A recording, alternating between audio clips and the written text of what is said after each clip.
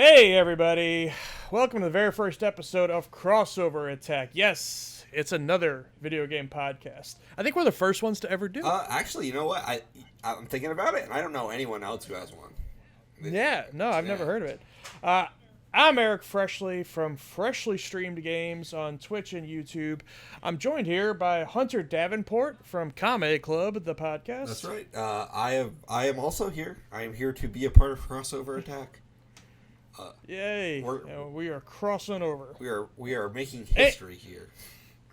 Yes, that's what we like to do. Exactly. So tell us, kind of, Hunter, what's your background here? What kind of things do you like to play? How long you been doing Kame Club? I've been doing Kame. Tell us a little bit. I've been doing Kame Club for about a year now.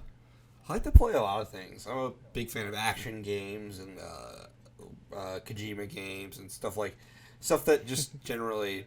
I'm more of a single player game kind of guy. I don't really get too much into competitive multiplayer unless it's like Chivalry or Overwatch. Yeah. You know, it's just a thing of like I'm very much a person who likes to play games alone for the most part, but not opposed to playing co-op with something or, you know. I've been playing games most of my life, honestly. Yeah. So. What's like some of your all-time favorites? Metal Gear Solid 3, one of my all-time favorites. I'm a big fan of the Infamous series. I really love those games. Second Son's alright. It's no Infamous 1 or 2. Well, as see on our list, we're going to be talking about Second Son. We will be. Yeah. What else? Yeah, I mean, those are really the big ones for me. Right on.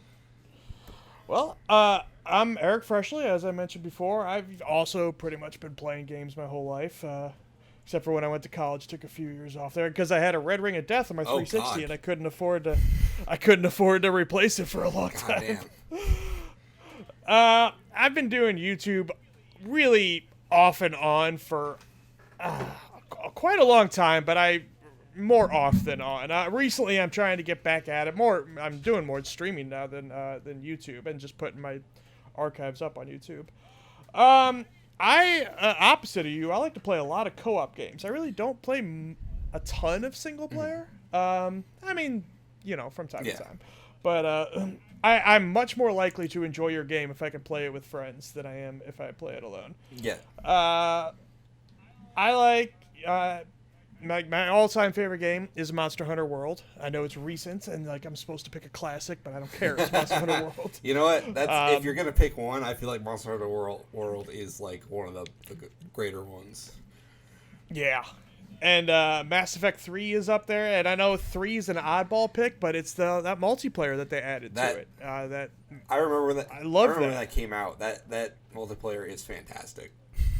It absolutely is, and at some point, not on this episode, at some point I want to talk about why the hell they're not bringing it back. I think it's crazy. Let's see, is there anything else I can tell you? Oh, I've mentioned this on my channel a couple times, but I haven't really gone into it too much. I'm not a harsh critic. I'm pretty easy to please. Most of the stuff I play, I find something to enjoy in it. Like I'm a big champion for games like Evolve and Anthem. They're not perfect, but hey, I still had fun with them. And so yeah, I'm if you're looking for like the angry gamer and the most cynical gamer, I'm never gonna be that guy. It's just not me. So I am though. Oh, okay. I have hot takes on everything. Oh shit. So should we just get into it then? I guess we'll. Yeah, we'll start off normally. I guess it's really right now we have kind of two halves of this. We're going to talk about games we're playing right now, and then we're going to talk about news. Unless there's something crazy in the news, then we'll probably push that up first. Yeah. But it's been for now. Go ahead. It's been a crazy. I was about to say it's just been a crazy week for a couple weeks for news because we're. As I did Kame Club, we are watching this in the middle of Summer Games Fest. So yeah, I'm actually wondering, should we start with that stuff then instead of the games we're playing? Let's talk about the games we're playing first, because I feel like there's a lot of meat here. Yeah, that's true. And we each got a list here. I guess we'll go back and forth. And I'll start with the one I played last night, Teenage Mutant Ninja Turtles: Shredder's Revenge. So like I said, it went up last night. We originally were going to play it together with some other people. Unfortunately, that work happened. Then I had to go to work. Yeah, not fun. Yeah. So I played it with a group of 4, which is the way to play this game. I think it'd be kind of fun alone, but that's not the way to go. And yeah, this is up on Game Pass, so that's going to be a running theme of the games I play. Is hey, it's up on Game Pass. I'm a big champion of that service. Anyway, this is some of the best looking pixel animation. That's probably not the right phrase, but just some of the best looking kind of retro animation I've ever seen. Oh, it's beautiful. It's beautiful. Yeah. This game is absolutely gorgeous. It's the same guys who made Scott Pilgrim. So, like, there's a weird pedigree there where, like, you look at this game and I can see the DNA from Scott Pilgrim in it.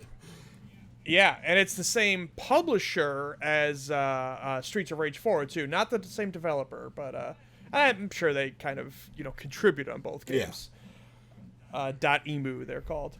And this is, it was a short romp. It was like 2.5 hours for us to beat. And boy, I just had such a good time. But it is because it looks old school as hell. And in many ways it is. But they add a lot to the simple beat 'em up formula. There are, dodges and dodge attacks you can do out of your dodges. And you do level up a little bit, not like with a crazy skill tree or anything, but it does just kind of give you more super moves as you level up and more health pips, things of that nature.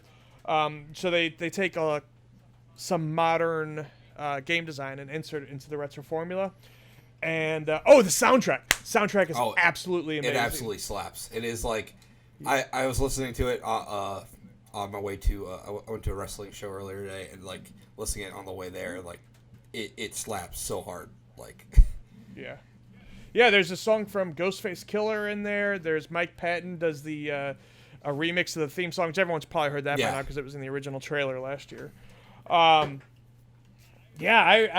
think this has probably been one of my top experiences of the year so far. And I'm going to probably play through it again with different characters. So, like I said, it's not just, light attack and heavy attack like the Ninja Turtles games we grew up on.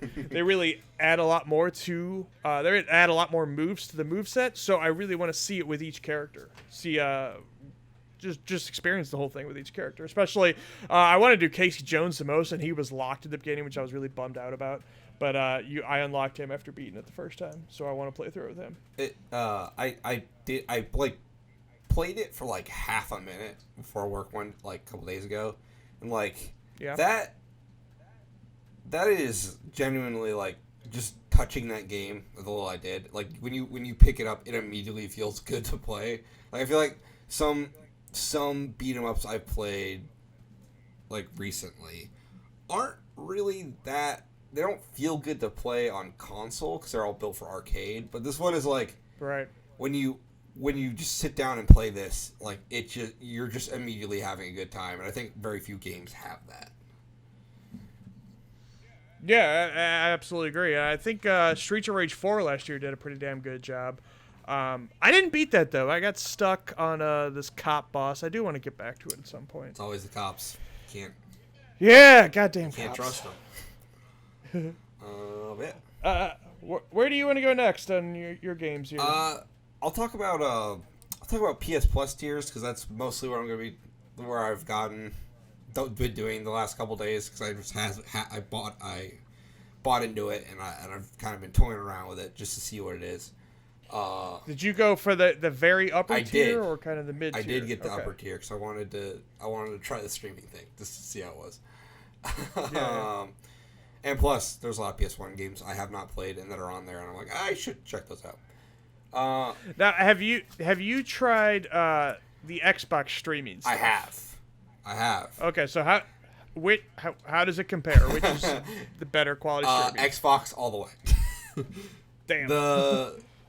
The streaming on PlayStation right now is not very good, and I don't know. I'm not smart enough to figure out if it's my Wi-Fi or if it's just honestly just the infrastructure that they have. I booted up Fear because I've been thinking about Fear a whole lot lately. Wow. And I played through the first level with it, and it is very choppy. Cutscenes were looking awful. Oh no. It's just not. I mean, it's got a good selection of games. I'll give it that. Like, there's a lot of cool things in there. Cause like I'm a big fan of the 7th generation of games because I grew up. That's like the games I grew up on essentially. It is just not a good streaming quality, and it kind of sucks. But like the selection of what they have on all the tiers, really, maybe except the classic tier, because I feel like they're going to add more as months go on. But you'd hope yeah, so. I really do, because it's kind of like bare bones right now. But there's a bunch of games on there that I was really excited to see were there. Like Spider-Man, Red Dead 2 is on there, which is crazy to me that that's even on there. Yeah. That was on Game Pass at one point, right? But I think it's not anymore. Okay. Both Spider-Mans are on there, which is always a good time. People should play those. Yeah, I do love those games. Yeah, all in all, I think it's a good start. Like, I don't hate it at all. I feel like some people are being very vitriolic about it. I'm like, Game Pass didn't succeed right away immediately. Like, these things, I feel like these subscription services are going to build over time. That's just how it is. Yeah, that's absolutely true. I just think right now the thing is, Game Pass already set the standard for day one games. Yeah, rather. That's the big glaring issue. I feel like you're right. Yeah. Right. Yeah, I mean, because this PS Plus thing has more games, but you know, I think the number of people who are going to play, especially older than PS3, is not very many. It's going to be crazy people like me who are just always like, oh, I've never played this weird, obscure PS1 game. I'm going to check it out now. Right. And there's some that I'll dabble into. Well, I don't have the service right now, but if I ever do get it, there's some that I'll dabble in, but I'm not going to spend a ton of time with that stuff. So it's like there's more games on the PS Plus thing, but are the games, you know, that I really want to play? Some, but, you know, I would say probably not as many. No, especially, like, I feel like Game Pass, their selection is more third-party focus, I'd say. Where a lot of this is like, it feels like Sony games and a lot of indie games. A lot of weird indie games, too, which I'll talk about, too, when I get to Ace of Seafood. Yeah, I saw this on the list. I've never heard of that. I didn't either till today, and I learned how great sea life can be. Oh, wow. Yeah, it's pretty cool. I'm gonna keep my subscription and see how they do. Good. They do have Stray coming day one. That's right. I'm actually pretty excited for that because I've been looking for this game for a while now, and it's finally coming out. Is there anything else they've announced is coming, especially day one? But like, do we know what the future is? I don't think so, honestly. Okay. I mean, I'm sure they'll start firing them off as we get through the summer, but right now it's just Stray, it seems. Yeah. All right, well that's PS Plus. Do they have a trial or anything? Like try a month for $1? I was looking for it, and it doesn't look like they do, which is very strange to me. But yeah, I'm sure they will. They're gonna have to. Yeah, right? eventually. I mean, I could see this thing kind of being, especially the longer they resist day one games, being like a silent juggernaut where it's not something that gets talked about a lot because it's just, without day one games, it's not that exciting. Yeah. But I bet a ton of people just sign up for it and play it. It's just not like top of discussion. It's not going to be until they start doing crazy things for it. Right. And like, I'm fine with that because like I like having two services where I can play essentially like 600 games at my disposal for like a nominal fee on both. Are you on the Switch online service? No, I am not. No, I have very little interest in that, to be honest. I'm on it for multiplayer, but really got how little I play multiplayer games on Switch. I should probably. Well, I think I have it now for like another 9 months, so I don't know. We'll see what happens when that comes up. The appeal of that is how much do you love Nintendo? And I love Nintendo a whole lot, but I'm like, I can play any of those games anytime I want on other things, so it's like yeah. it's not really worth it for me. Oh, I didn't have an SNES. I was a Genesis kid. Nice. So there's a ton of games there. I've never played Link to the Past. I never played Super Metroid. And I've had the service now for a couple of years, and I keep saying, "Oh, it's time to do that. It's time to do that," and I just don't. That's nobody's fault but my own. I mean, you should play Super Metroid if you're gonna play anything. I know. You gotta play it. And I've dabbled in the Metroid 2 remake for 3DS. But that came out after Switch was already out. So it was like I dabbled and I was like, but I don't want to do this. At that point you're like, I want to play this on my Switch. Why am I holding my 3DS right now? It's crazy they still haven't ported it to Switch. I mean, I know Mercury Steam, they must have started Metroid Dread soon after that, so maybe they just didn't have time to do the port. But damn, that seems nuts. It is crazy. Yeah. All right, so I'll go next. I guess I'll do I'll do Mario Strikers next. Because we're already on Nintendo, and it's a newer game. Well, I mean, hell, MultiVersus is new now, but whatever. Mario Strikers.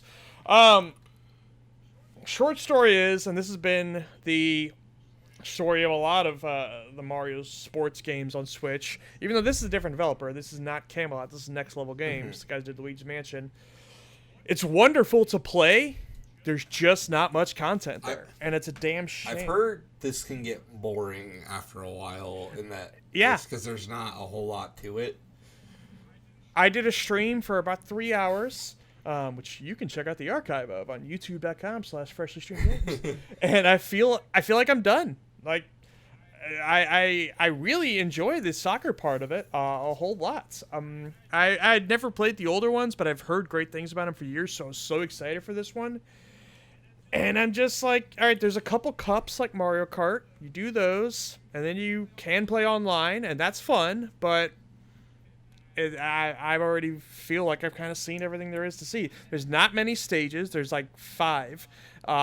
There's only 10 characters, and that's kind of it. There's no like crazy modes to mix things up. Like I don't know,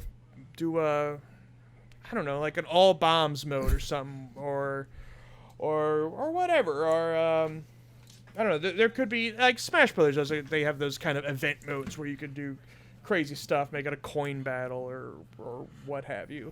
There's just none of that stuff here, and they do with all the with Mario Golf and Mario Tennis. They kind of lightly dabble in live service where they will add stuff over time, and I'm sure they're gonna do the same thing. Actually, they already said they're gonna do the same thing here. But for now, I just feel like I've seen it and done it, and it was awesome for a very short time, and now I'm kind of done. Yeah, and that's a bummer. It's crazy to me that launched without any sort of weird, like, story mode or kind of like a challenge mode or anything. Because like it feels like Nintendo, when they do launch these things, they do have more to these games. Mario Tennis had a story mode, so I believe Mario Golf did as well. Yeah, I've heard neither were very good, but they had. Yeah, they were there, so it's like that's content at least. This just seems like they wanted to make a Strikers game, and then they did, and then they didn't add anything to it. Yeah, it's like I don't know because right after Luigi's Mansion 3 came out, they bought the studio. Nintendo doesn't buy studios very often, but they did in this case, and it just feels like they wanted to get some return on that investment quickly or something. So they made Strikers Battle League, I guess. Yeah, and it's a bummer because it really is an absolute blast to play. There's something else I was gonna say. Oh, there's like a club mode where you can start a club with your friends and then you kind of compete online to get higher in the leaderboards. But the season's not active yet. I think that might actually start. Maybe it started this weekend. I don't remember. But when I played it wasn't active.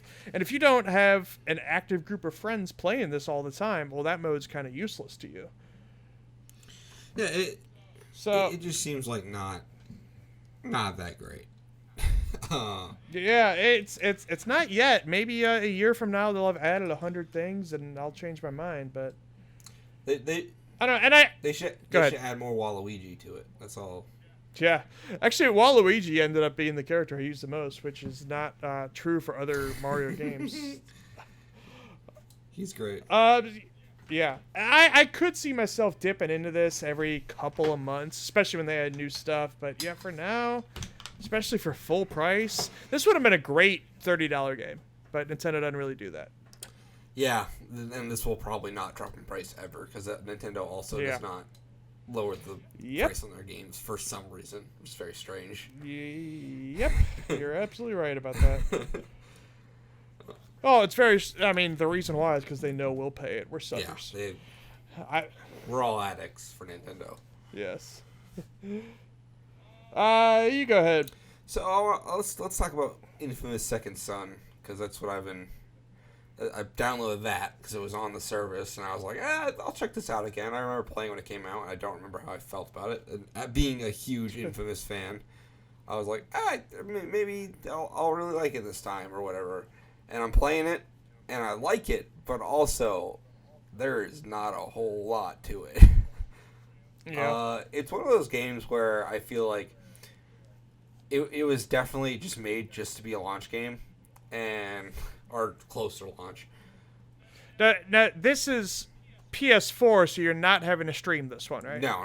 This is PS4. Okay. It's all downloaded on my console. Gotcha. It's just, I feel like Infamous 1 was more, like, had a more in-depth story. It was more complex. And so was Infamous 2, and Infamous 2 had the Festival of Blood, like, DLC, which is awesome. I just don't care about the main character all that much. He's Troy Baker just kind of quipping the whole time. I'm like, wow, this is just every protagonist from like 2010 to 2014. I didn't know it was Troy Baker. It is Troy Baker. He's playing Telson Rowe. Oh man. The most interesting about it is like it features indigenous people as like kind of like the main, like Delson and his brother Reggie are from like a Comish tribe. Which is that's why I was so surprised you said it was Troy Baker. I thought they would get a voice actor. And it's Troy Baker doing like voicing an indigenous person, and it's really weird because every time I hear his voice, like he's very white. I know what he looks like. But the gameplay is fun. That's why I keep playing it because I'm like I can listen to a podcast while playing this game. Yeah. I just feel like the other Infamous games are better, and I can't play them because they're streaming games. I'm like, I could go back to them, but Sony won't let me. You could do First Light, I guess. I could do First Light. That's like a mini game, I think. Yeah, so I'm set on that. But I'm gonna trudge through Infamous Second Son, I guess, and play the other games that I've been playing. But yeah, that's all I got to say on that. If you want to go on to the next two. Okay. I'm very interested in these next two games. Oh, God. I'll do Rumbleverse first, because the next one's MultiVersus, and I'm going to talk a lot about that. I love that game. Anyway, but Rumbleverse. There was a 24-hour test for this last weekend, I want to say, and I think they got another one coming up. So if you don't know Rumbleverse, it's from not Double Fine. It's Iron Galaxy. Is that it? Yeah. Dave Lang Studio. Dave Lang. Yeah, I was gonna say Double Helix, but they did Killer Instinct Season 1. Yeah, no. So not Double Iron Helix. Galaxy. Yes, you are correct. And this is a pro wrestling battle royale. Yeah. I don't normally do battle royales. I get real. It's easy to get me with a jump scare. Like I'm real tense and shit. I don't know. It's fucked up. So, like when I'm playing Fortnite or PUBG or whatever, and somebody shoots me from behind, I don't know, it makes me jump and I hate it. But it's not a problem in Rumbleverse because nobody's shooting anybody in this game. You're just big. Go ahead. Just big beefy men slapping meat. Yes, damn right. So this takes place in Grapple City, which is just wonderfully named. You shoot out of a cannon. I think it's 40 players, I want to say. It's got great locomotion or movements. You can climb straight up any walls. You kind of bounce off cars and stuff like Sunset Overdrive to get up on rooftops. And you can elbow drop people off the top of rooftops, which it's tough to line up, but if you do it, it's so goddamn satisfying. When I did it, I clipped that and put that up on TikTok and everything. Nobody's watching it, but it was awesome. You find weapons and stuff, but more importantly, you find books. And when you find a book, you kind of want to run off around a corner or something where nobody can see you because it takes a couple seconds to study it, and that's how you learn a special move. I've seen choke slams, I've seen super kicks, I've seen a Stone Cold Stunner. Yes. I didn't get the stunner, but I saw it. I did get super kick, and I did get... What else did I get? I got a choke slam, and then a guy like killed me immediately as I picked it up. I never got to use it. I was really bummed about that. God, there's made up stuff too, and some wacky ass moves where like you can shoot yourself up. A rocket will appear, and you can shoot yourself up with that. And the UI is 100% just like Fortnite. Yes. All right. Okay. Yeah, the look actually. I don't know. I know kind of anytime you have something cartoony, people say, oh, it does look just like Fortnite. And I think a lot of times that's a ridiculous thing to say. In this case, though, I think it is kind of valid. Yeah, because like, I'm looking at the logo, and it's very Fortnite-esque. Like, it's... Yeah. I mean, I don't think it's a bad thing, because, like, it's... No. It's sort of just, like, kind of... It works for what it's going for, but at the same time, it's very clear what they're cribbing on this thing. Yes, absolutely. And I hope this works out for them. And I feel like it will. I think they're on to something here. Again, battle royales aren't my thing, so I don't know if I'm gonna stick with this. Especially, I don't know if they've announced a launch date yet. Like I said, I think there's another test coming up in July. And it should be. It felt pretty damn polished and everything. So I think it'll be coming out soon. You can see a million. You know, it's gonna be free to play. You can see a million ways they can customize the character, both with, you know, their look, but also there's like an ultra special move, and right now everybody has the same one. I'm sure at some point they'll, you know, put that in a battle pass where you can get a new super move, new emotes, all that stuff. All the stuff you expect in 2022. They should just go all in on the wrestling stuff and just do like put in F5s and like the DX suck it thing, and then absolutely the Bullet Club, I'm sure the Wolfpack, you know. I'm sure the F5 will be there. I will wonder if they will try to get officially licensed stuff from like AEW or New Japan or whatever. Maybe not WWE right now, but yeah, I that's why I didn't name them. I hope so. That'd be really cool. Yeah, well, you know, WWE could use the money because they just spent a lot on hush packs. Yeah, shutting people up. It's not great. Wrestling's not fun right now. No, it sure isn't. But MultiVersus. Yeah, you can enjoy wrestling that way by playing MultiVersus. Yeah.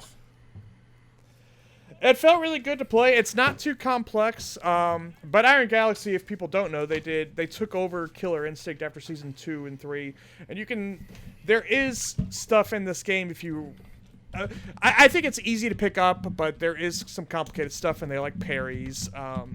And all your moves, I didn't find out this till later, but kind of even your most basic move, you can charge it. Combos are easy; it's just XXX. But you can mix it up with more complicated stuff if you want into your special moves. Yeah, I don't know. I think they got something here. It looks cool. I think it's neat. Yeah, it looks cool. And Dave Lang on Twitter called me a real one. Yeah, so. you know what? This podcast is Dave Lang approved. Like we are. Yes. We entered the Lang zone. Damn right, and I'm never leaving. That's right. You can't leave. Once you're in, you can't get out. Only one way out. It's a coffin. So that'll be out soon. It's gonna be free to play. Give it a shot. Hell yeah. Boy, we got a lot of free to play games right now. Then my next game I'm gonna talk about is free to play. Yeah. So let's talk about Final Fantasy Stranger of Paradise. Clearly, that's the game everyone wants to know about. I have been wanting to play this in co-op, and I haven't yet. Here's the thing about Final Fantasy Stranger of Paradise. This is a PS3-ass game, and I love it. It is insane. Like, it is a game made by crazy people, but it's so goddamn fun. Like, the story is so bonkers. It's just, like, it's always a good time. There's a character whose name is just Neon, and, like, that's pretty sick. And it's also actually really fun to play. Like the job systems kind of work really well, and like a Dark Souls kind of like, it's not really fully a Souls game because there is a difficulty slider, and there's like, it's more actiony, I'd say. It's more of an action game. But you can like switch between jobs, and there's a lot of really good jobs in there. Like I have a pugilist and a Ronin, meaning I switch between a boxer type like a Tifa and a samurai. So that's pretty sick. So how many jobs can you hold at one time? You can hold 2, as far as I know. I don't know if you can unlock more. Okay. But it's a good time. If you just want like a crazy action game and just like it's just, the story's just trash, but it's so good. And there's a Limp Bizkit song in it. You can't go wrong, really. I was gonna say, I've seen some cutscenes from this thing, especially that one where the guy says bullshit and puts his headphones on and plays his music. Yeah, it's so good. It's amazing. That game's great. And I heard about the Frank Sinatra bit too. That sounds pretty damn fantastic. It is hilarious when that happens. It's so good. I genuinely really love this game. I really want to finish it. And yeah, the whole thing I can be done in co-op, so I gotta jump in on this at some point. It's cool as fuck. You should definitely check it out.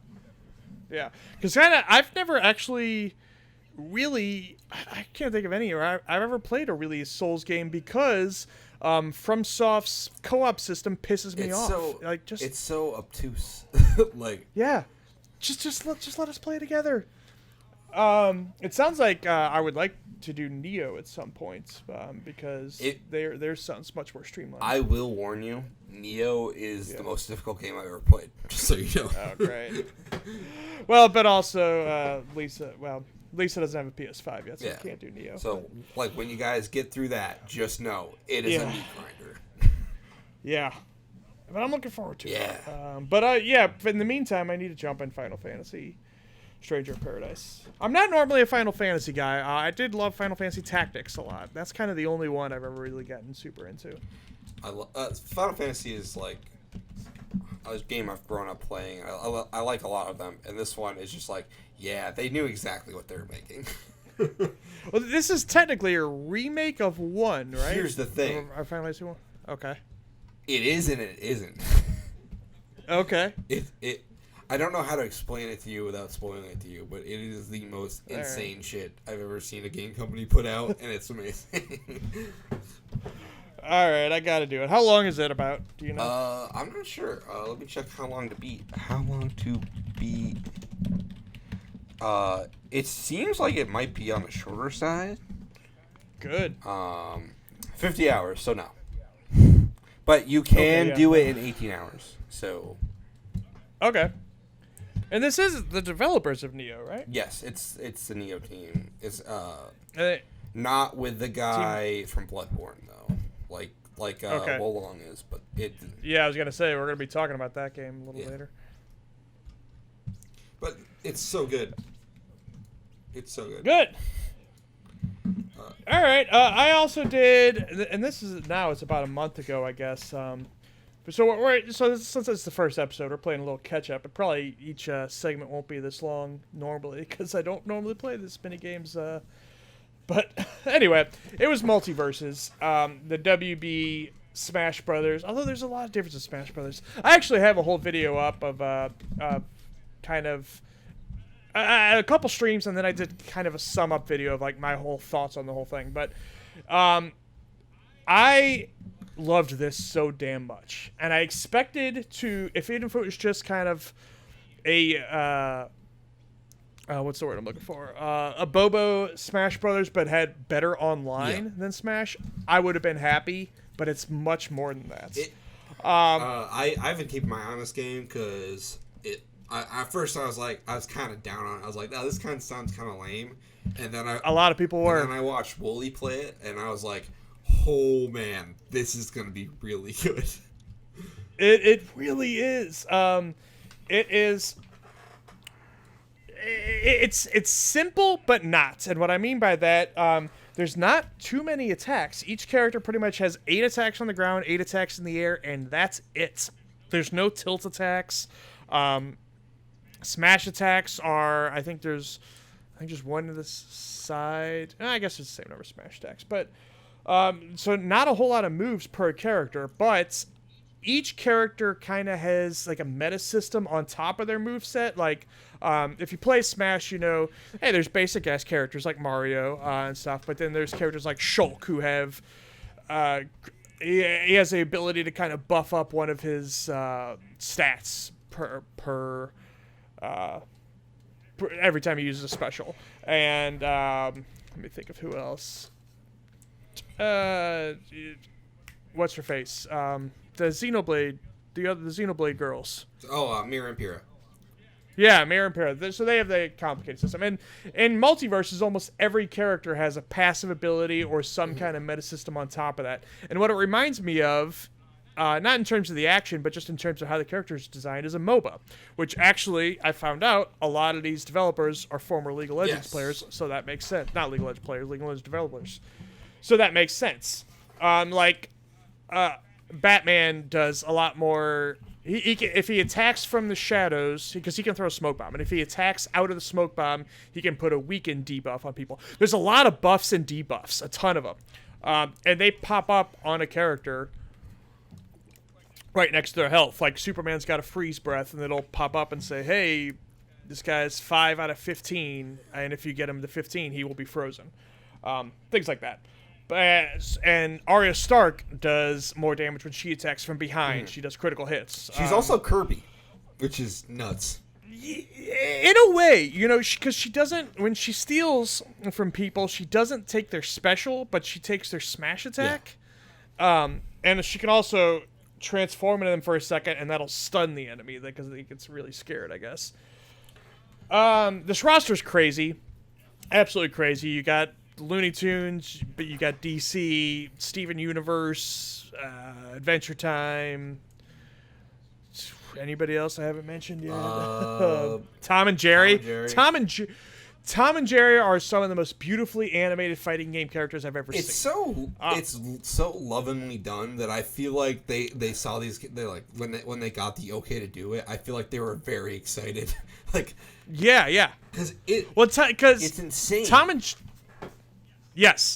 and Jerry are not trying to attack the other fighters. They're trying to attack each other, and they just keep missing and kind of coincidentally hitting the other fighters. Yeah, like it just works so well on every level. Like it's so crazy, and like I can't wait until like more characters are added to this, because like it seems, if you want someone to balance your game with a lot of characters, you want former League of Legends guys, because there's an insane amount of characters in that game, and it's not broken at all, I promise. Yeah. I think they're gonna do the live service thing right, because they have before, at least a whole lot of them. And I haven't even mentioned yet, I probably should have mentioned this right off the bat. This game, one of the big differentiators between this and Smash is this is focused on 2v2. Yeah. And I know when they announced that, a lot of people, especially Smash players, were not happy by that. Don't get me wrong, it does have free-for-all, it does have 1v1, all that stuff, but that's not the best way to play this game. The characters are really designed around 2v2. Yeah. When I was talking about buffs and debuffs, that includes stuff you can do to your teammates. When I talked about Batman's smoke bomb, you can also make your teammates invisible by using that. There's an original character called Rain Dog who can tether himself from the teammates, and if his teammate's about to die, he can pull him back with the tether. He can also, by the way, turn himself curl up into a little ball, and then his teammate can use him as a thrown weapon, which is crazy powerful. It's awesome. I'll have to show you in one of my streams. Maybe I'll clip that out if I can find it again. I got a KO that way, and that was fantastic.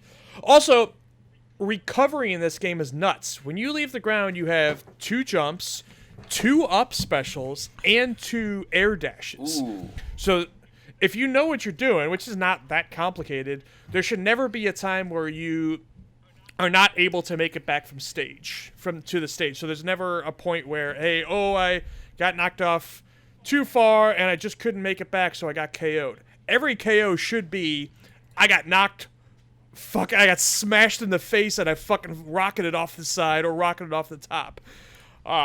If unless you just fuck up. I mean, that can happen, of course, but Yeah, every KO should be like a smash attack.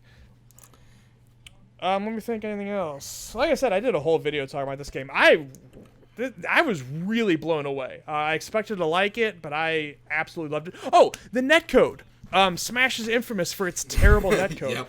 And a lot of fighting games are. It's a tough genre to do. And by the way, I should also mention, this is going back, but our brawlers have a tough time with netcode too. But Teenage Mutant Ninja Turtles netcode was fantastic. So was MultiVersus. Its rollback netcode, I had zero problems. Well, I shouldn't say zero. I had very few problems. You did see it.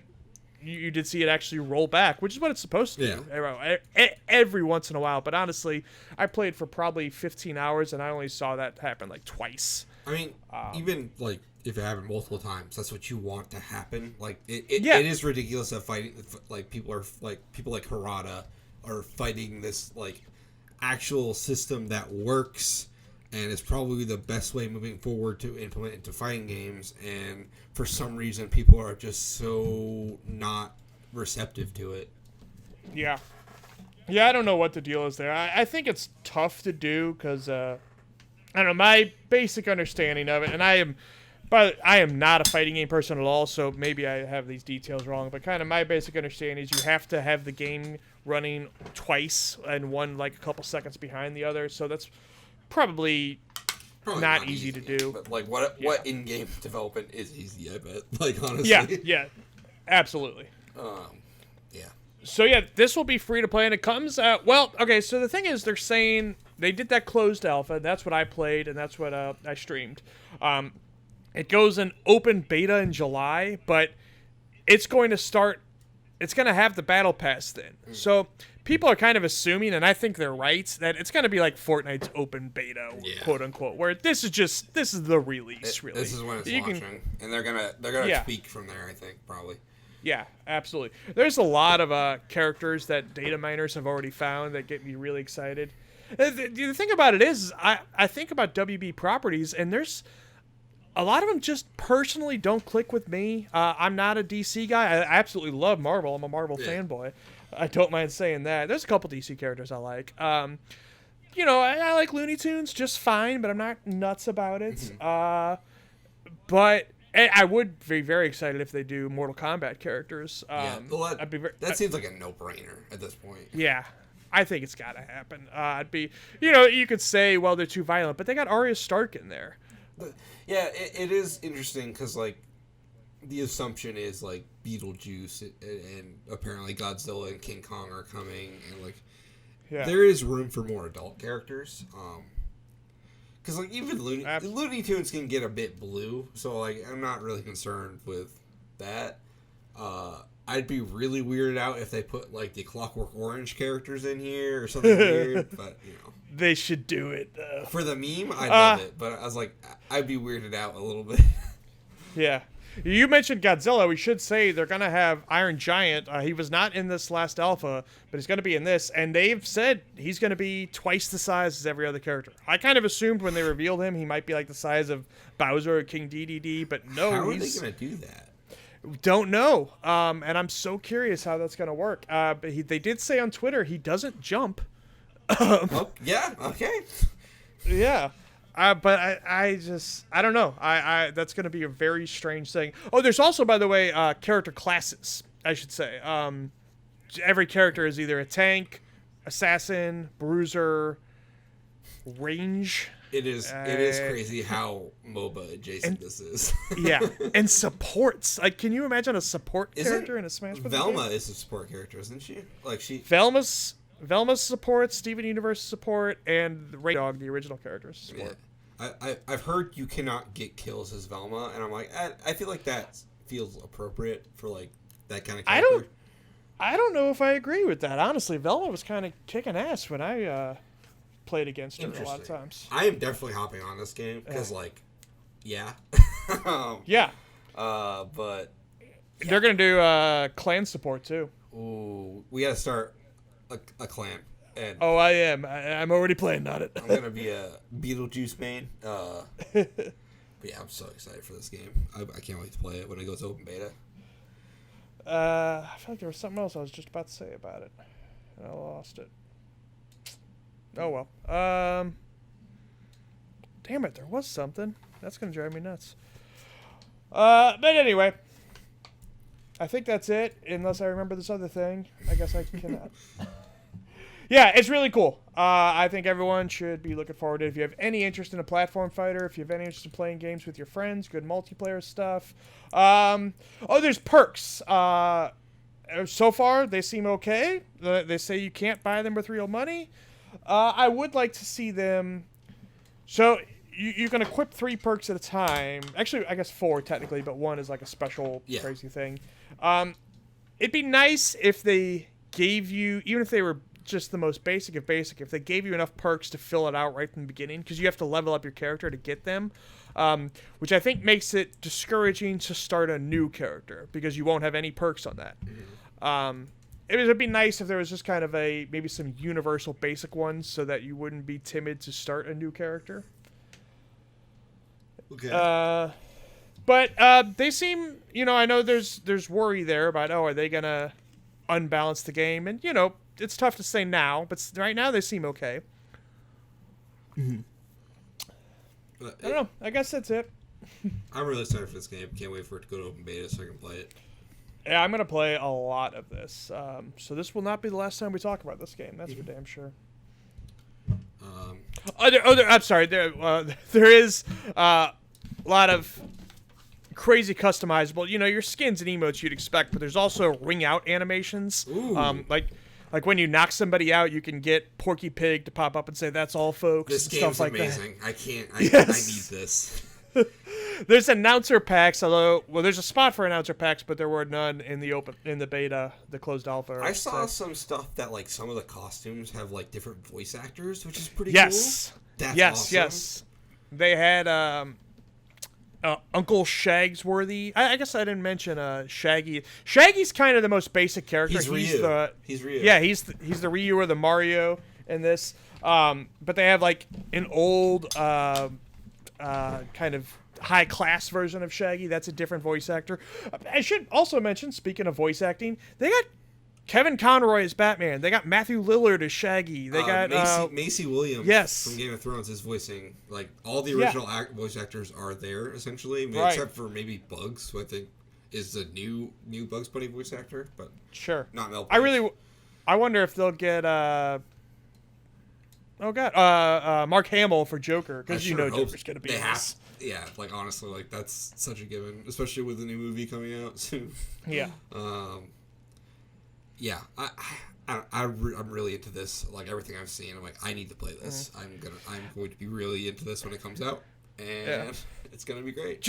Just for my own personal taste, I really would prefer if it were Disney, because I love Marvel, I love Star Wars, I love Pixar, but that's the way it goes. I'm okay with either, as long as it's a good game, honestly. What I mean? But yeah, it's exciting. I can't wait to play this game. This game has got me watching Steven Universe. I've never watched it before in my life, and now I am because of this game, and it's awesome, by the way. That show is amazing. I can't, I have to finish it as well. That show's great. I actually just finished season 5 this morning. Now I need to start the movie, and then I'm thinking about watching Adventure Time for the first time ever because of this game. Adventure Time is one of my favorite shows. You should watch it. And you just think of the possibilities of who they could add to this. They could add Samurai Jack. They could. Yeah, we talked about Mortal Kombat and Neo from the Matrix. Yeah. They could add Mad Max. They have all these properties. Didn't they say they want to do stuff outside of WB? Yeah. So and there has been, I guess I won't say, because early on there've been a million data mines for this game, and it's tough to tell what's real and what's not. And they've added, I think they have some stuff in there that are just we got Harley Quinn to talk about this other character just in case we ever add him. That doesn't mean we're going to ever add him. Yeah. In the case of Poison Ivy, Harley Quinn talks about Poison Ivy sometime. I don't think that necessarily means Poison Ivy will come. She might not. Yeah. But what was I getting to? I'm scatterbrained today. I'm scatterbrained all the time. I for one cannot wait until they put Mario in this game. Yeah. That's what I was getting at. Yeah, there have been some traces of, like, somebody found a thing from the Hulk from Marvel and found Naruto. I don't know if those will actually happen, or if they're just kind of... I could see. The Hulk, I don't know. Yeah, that actually makes me think. So they found the Hulk and Wreck-It Ralph, just like barely any trace of them, which are both Disney characters. I think maybe this developer, because they're not owned by WB, they're an independent developer called Player First Games. They're brand new studio. This is their first game. I bet you they had pitched this to Disney and to WB and whoever else, and that's why there were some traces of Hulk and Wreck-It Ralph in there.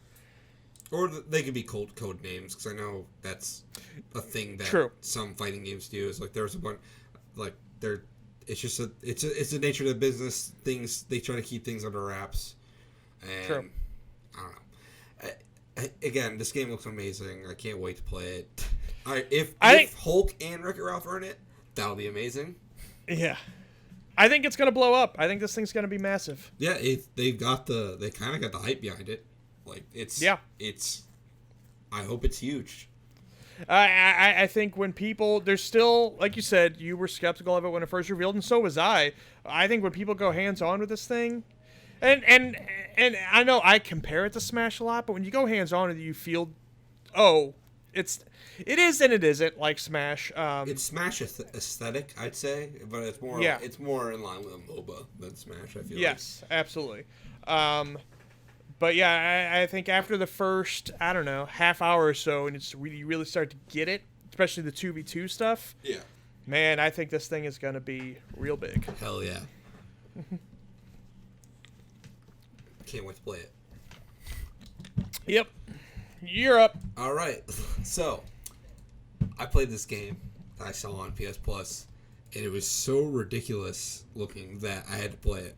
And I'm going to start off by talking about this by reading you the Steam store description of Ace of Seafood.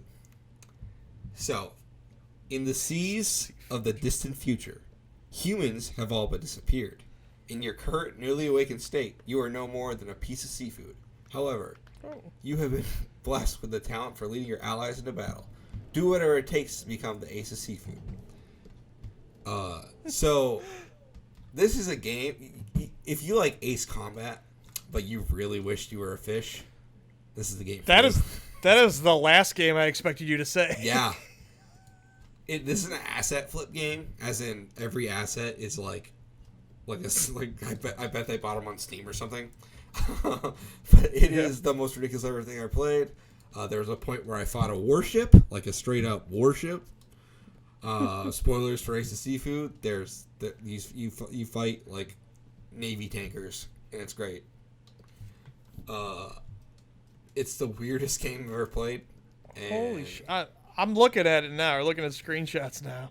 It is so nuts. It's Ace Combat with sea creatures. It's amazing. It's on Switch for $12. It looks like. Yeah. So if you got and it's 6-player co-op, Eric. There you go. Right up your alley. What? Yeah. What? Yeah. So if you got 6 friends who want to play as a lobster, there you go. It says on the Switch page, it says 1 to 4, but that could just be limited to Switch. I'm not sure. It's crazy. So you played this on the PS Plus thing, right? I did. And for some reason, it's on there. Yeah. I'm looking at when it came out is what I want to see. Stop doing this. April 8th, 2016. Okay. Good. I'm not logged into Steam on this iPad, so it won't let me... Whatever. Stupid shit.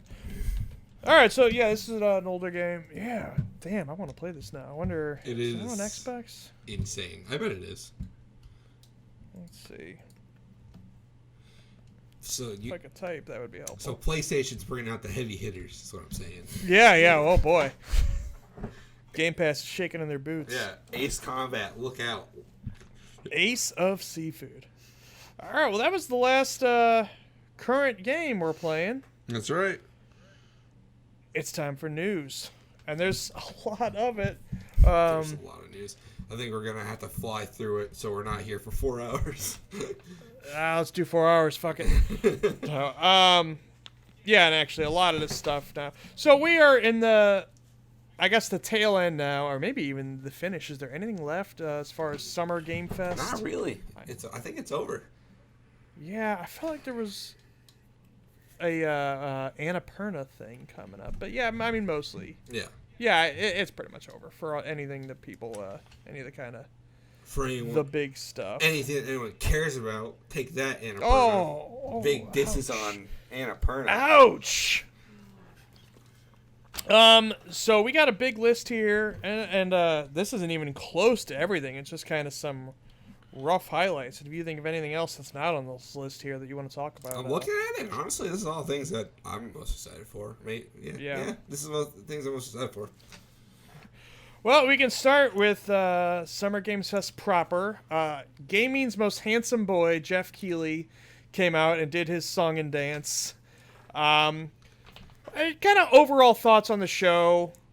It got a lot of criticism online because it wasn't AAA big bangers start to finish, No, it but I think he's done this show now for, I think, 3 years. I think this is the third one. It's never really been that. No, like it's more of like a highlight reel, in my opinion. Like it's never been like, it's mostly just like where people announce their release dates or show off their cool indie game. Sure. I believe a new publisher was announced last year at Summer Games Fest. So like, you know. Well, but isn't it a spin-off of Tencent, I think? Yeah, something crazy like that. Yeah. So I think last year he did Elden Ring, and I can't really recall anything else from that show or even the year before, really. No, it was all this stuff. Kind of. Yeah, which doesn't mean I don't enjoy it, but that was where my expectations were. Yeah, I've kind of come to realize that the Game Awards is where he kind of puts all that stuff where he wants to be like, absolutely, people want to get people to watch it. He's like, okay, well, you got a big game, announce it here, like. Absolutely. I mean, Xbox has a show. Sony did a third-party state of play, which was weird, but yeah. Yeah, that's where people are going to try to put their big heavy hitters if they got them. So kind of Summer Games Fest is like, if you couldn't get on those shows, you go there, and that's fine. Don't get me wrong. I watched it and I liked it, but I just didn't. That's about what I expected it to be, and it was. Yeah, to me, it was never going to be this crazy big event. It was going to be these games are coming out. Here's some updates on them, and that's what I was most excited for. Honestly, like I was excited to see Street Fighter 6. To see what characters, because I already seen all the characters, but I wanted to see them in action. I was gonna say, what do you mean see the characters? We already did. And I felt he didn't go too crazy with the ads, but sometimes the Game Awards can do. I mean, he did get The Rock, who told me to enjoy my gaming, and I did. I have that as a sound clip of my Stream Deck now, so I've been playing it on my streams. But then I found Jeff Gershman and Jeff Grubb are both doing it too, so I might stop. Yes, the holy trio: Eric, Jeff Gershman, Jeff Keighley. I gotta change my name. But we can start with Street Fighter 6 then. Yeah, they showed off Guile. Hell yeah, they did. In overalls. Yeah, he's got like a cool overall jumpsuit type thing, and he looks older. Looking very Brock Lesnar-esque. He is. He could do Sonic Boom still. That's a surprise. Yeah. I think he can do them faster, technically. Yeah, honestly, Guile looks great. This game is weird because, like, it seems like they've taken every criticism of SF5 to heart, and we're like, we're not doing that again. Here is the best version of Street Fighter we could possibly make right now. Yeah. I'm not going to get into the technical side because I'm not qualified to talk about technical side of fighting games, but you're more qualified than me. I do the story modes in NetherRealm games, and I do Smash Brothers, and that's kind of it. The thing about fighting games is like they're very technical, in depth, and Street Fighter has always kind of been like on the forefront. And for a while recently, it hasn't been. Street Fighter 6 seems to be taking a lot of cues from Third Strike, which is the best Street Fighter game in my opinion, at least. And I'm really excited for this game. It's got a lot of content in it, and The characters look great, and just from a stylistic Yeah. perspective, it's cool as hell. I love the paint splash effects they're doing. Yes, the graffiti art kind of aesthetic is really good, and it works really well. Yeah. This is the I don't know if it's the first one or at least first one in a while without Ono, right? I don't know. Yeah, he stepped down, didn't he, or something like that? Yeah, he's gone. So like most of the Street Fighter 5 team is gone. So this is like a new team essentially, and it looks like they know what they're doing. So. Yeah, and I think they did do the last few DLC characters for 5, this team, and kind of from what I am able to gather just from watching people like Maximilian do, that people enjoy those characters a lot more than they like the launch characters. For some reason, people hate Luke, which I don't understand. Like, he looks fine to me. Like, does he? I think he looks douchey. He looks douchey, but like he looks like a Street Fighter character at least. You know what I mean? Like people act like he's this like abomination, and I'm like, he's fine. Yeah, I just think it's the tattoos and the MMA stuff. Plus, actually, his bio now says he's a private military contractor. Yeah, so he's cool as hell. Oh yeah. Yeah. Is that it for Guile? Yeah, that's all I really have to say about that. We haven't seen Kame yet, right? I mean, she was in the leak. No Kame, but she's in a leak. And her ass is covered. Yeah. We finally did it. We've reached covering up Kame. Oh, they're gonna sell her ass's costume. They will. They will. I think Street Fighter 5 ended up with hundreds of costumes. Yeah. Let's see. What do we want to talk about next? So he showed the Ninja Turtles, but man, we played that game already. So, but that's where they revealed that Casey Jones is going to be playable, and that's where they revealed the 6-player online. But we played that game, loved it, and I guess we don't need to talk much more about that trailer. Yeah. Great trailer, but Marvel's Midnight Suns. It's so cool. Boy, I'm excited. This trailer by itself didn't do much for me. It was a CG trailer, and it pretty much revealed that Spider-Man's going to be there, but that leaked out like 3 days ahead of time. Yeah, with Scarlet Witch as well in the leak. But it did not mention... It's funny because like there's like 3 other characters that show up, and it's like, wow. They didn't get all of it. Well, but I think those characters, especially Venom and Rhino, I think was in there. I think they're not going to be playable. It was Venom and Sabretooth are the 2. Well, Sabretooth was revealed a long time ago. He was? Yeah, there's when they revealed the game, there's a boss fight. They have IGN as the footage of Wolverine versus Sabretooth. So So it might have been Rhino. I don't know, but yeah, I thought I saw Rhino in there, but like he's all demoned up. Yeah, Venom looks cool as hell, demoned up. Yeah, but I don't think Venom's gonna be playable. I think the Hulk might be the final character. I think. Because Scarlet Witch was on the evil side too, and we know you're going to kind of rescue her, and she's going to join you. And I think it's going to be the same story with the Hulk, and that's the final character, is my guess. Yeah. Hulk's cool. I like Hulk. Yeah. But anyway, so this CG trailer didn't do a lot for me, but they did, like, at the same time this went up, there was a preview embargo, and a bunch of, YouTube sites put up more footage and more detail. I've heard that this thing is really in-depth, and they've really put, like, thought into this. Like, yeah. So I'm excited for this. If people don't know, it's Firaxis, the developers of XCOM. And Civilization. Yes. I saw they're doing DLC. They've already kind of announced there's going to be DLC characters. Yeah, 4-packs. So I'm really excited for that. And they put up an image of like the season pass, and it looks like they're teasing, my guess anyway, is Thor, because there's like a little lightning there. There's also a kind of bullet holes right next to a sword slash. I'm guessing that's Deadpool. Black Panther, I think one of them. Yeah, there was claw marks. I think it's Black Panther. And then there was like 2 neat holes that didn't look like bullet holes. I think they're fangs. I think that's Morbius. I hope it's Morbius. I know. I I think it is because, when they had to decide that, they didn't know that Morbius was going to become this stupid meme. But well, it's also plus he does fit. He fits, and I think that, like, memes aside, that character does have like a place in the Marvel universe, whether people want to accept that or not. But yeah, I'm excited. I'll play as Morbius. Hell yeah.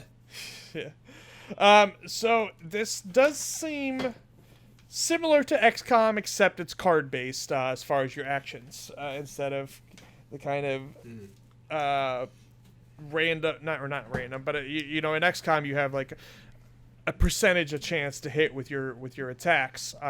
In this, they said that it doesn't really make sense for Iron Man or Wolverine to just miss when they're trying to hit somebody with like claws and laser.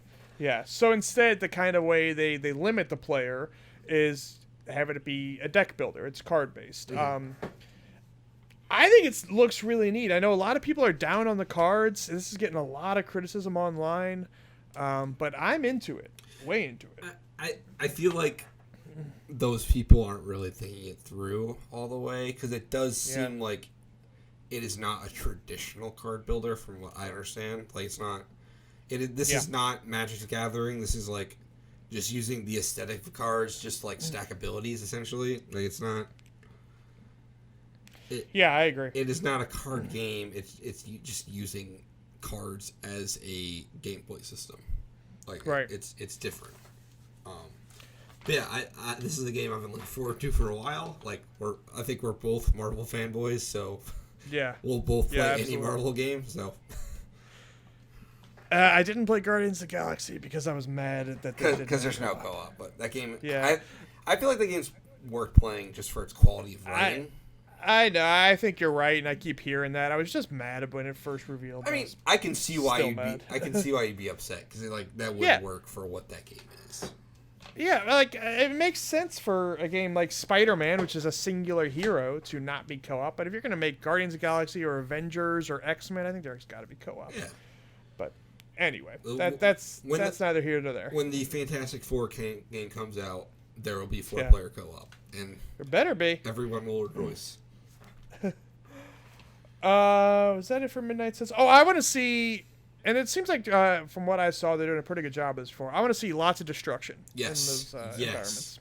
Especially because, like, XCOM kind of has it, but kind of it's not as good. I hope they kind of update it, because, like, there is really cool cover-based stuff in XCOM where you can, like, destroy cover and stuff like that. You can. And in this, unlike XCOM, has a lot of abilities where you can shove characters back and stuff. I want to push them into walls and see the wall fucking bust out. Yeah. Things like that. So, Keighley ended this thing with The Last of Us, with Neil Druckmann. Unfortunately, it leaked on him a couple hours beforehand. Yeah. So he came out there, and he talked, and he talked, and he talked. As he talked about, unfortunately. He talked about the multiplayer first for The Last of Us 2. Well, I guess it's not really for The Last of Us 2. It's a whole separate thing now. Yeah. It started, it seems, as The Last of Us 2 factions, and they've blown it out into this bigger thing, which means it's going to take longer to come out, and it also looks live service-y, which Sony's doing a lot of live service games now. Honestly, I've kind of softened... I used to be super against live service games, but I kind of softened up to it, as long as, like, not disgusting, like Diablo Immortal. Yeah. But it makes sense. Yeah, it absolutely. I mean, God, of course, it's obvious just to say how much money Fortnite makes, but even stuff that's like kind of we don't necessarily think of as the biggest stuff, like, I don't know, Warframe or Path of Exile, those guys are cleaning up too. Oh yeah, Warframe makes bank. I know. It's crazy. Yeah. And it's just one of those things that nobody really talks about, like, EVE Online, too. It's not, in headlines on IGN every day, but goddamn, people are playing that stuff. Yeah, and there's entire books written about the things that happen in that ridiculous game. Yeah. So, I don't know what to expect of The Last of Us. They could do a Battle Royale. They could just do kind of your team deathmatch, normal stuff. Do what they did last time. That's all they really need to do. I don't think they're going to, though. I definitely think those modes will be there, but I also think they want to have something bigger and grander. Like, that concept art they showed was a huge battle going on. Yeah. So maybe it'll be something. I don't know. Yeah. I think they'll have a Battle Royale mode. I should say I am not a huge fan of The Last of Us. I feel like we've hit peak Last of Us saturation where I'm like, okay, let's wrap this up. So I loved The Last of Us 1. I never played 2. But I'm not into Naughty Dog in general. I'm not an Uncharted guy. I'm the opposite. I'm not into The Last of Us. I love Uncharted. So okay. So I should play 2 at some point. However, well, we'll get to the remake in a minute. The other thing, my favorite part of that was they showed the concept art for this multiplayer thing, and the Golden Gate Bridge is in the background, and he says, "Oh, fans of The Last of Us might recognize where this is." Oh. Do you have to be a fan of The Last of Us to know the Golden Gate Bridge? Yeah. Well, like, California is full of Last of Us fans. Like, I guess it's where they all live. And then he talked about the show, the HBO show. It brought out Troy Baker and Ashley Johnson. They're apparently going to be in the show, not playing Joel and Ellie, of course, but they're going to be. They said it's more than a cameo, so they're going to be something substantial. But we don't know what. And they talked forever, but without giving any details. I really hope a portal opens up at some point, and they're on the other side as Joel and Ellie.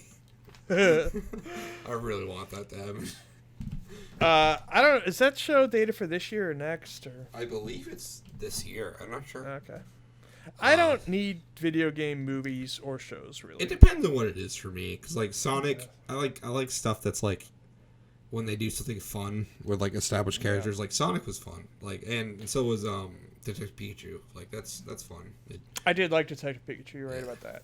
I'd be more interested if they were doing something in the Last of Us world that is not necessarily Joel and Ellie. Yes. And then it could fit within the canon. I'd just argue, be kind of a side story. I'd argue The Last of Us 2 should not have had Joel and Ellie, but that's just me. Yeah.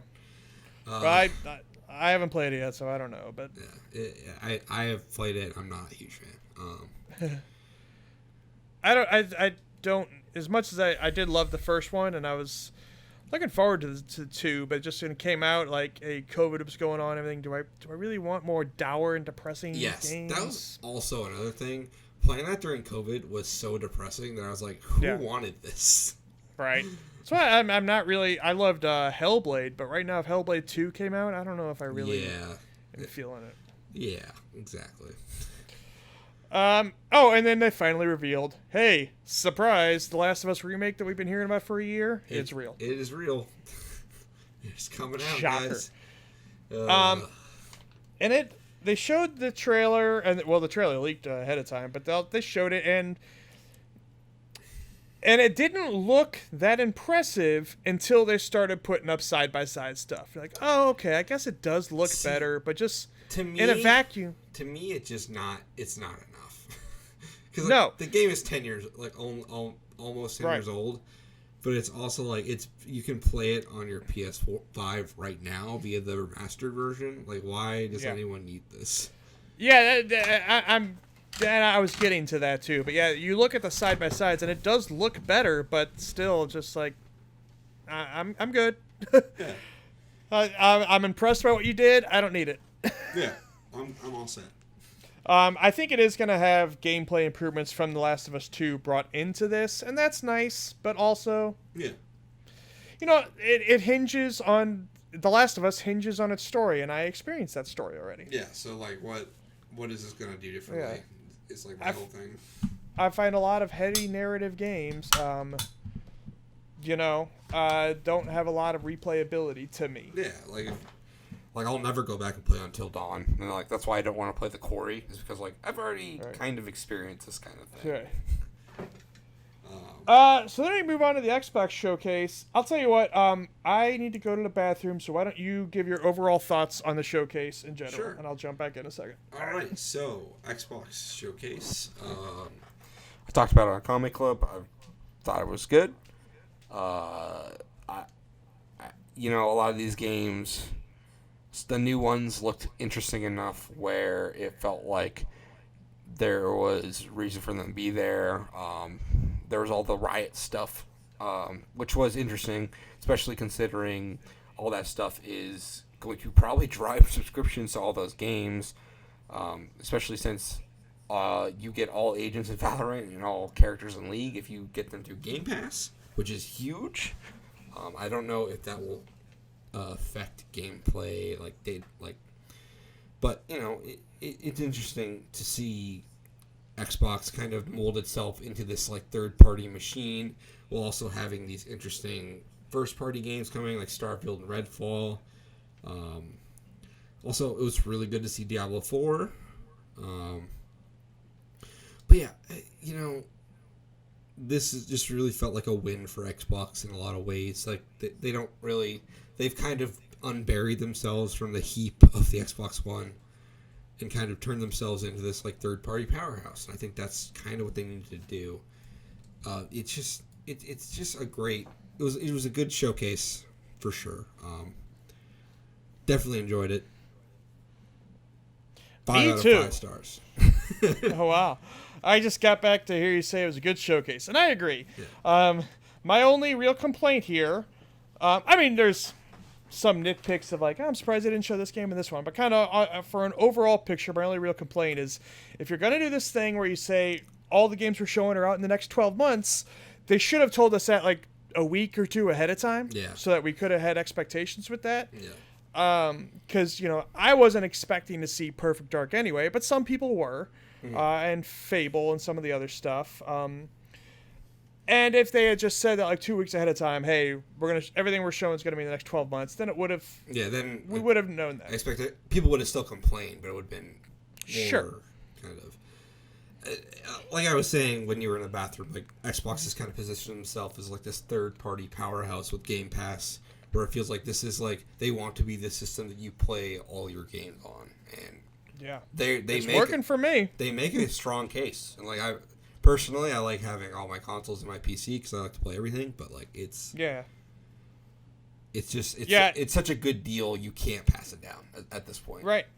I have a Switch and I have a PS5, and honestly, I'm not using them a whole lot because, like I said, I played Ninja Turtles on Game Pass just last night, and next week they're adding Naraka Blade Point, which is getting a campaign, by the way.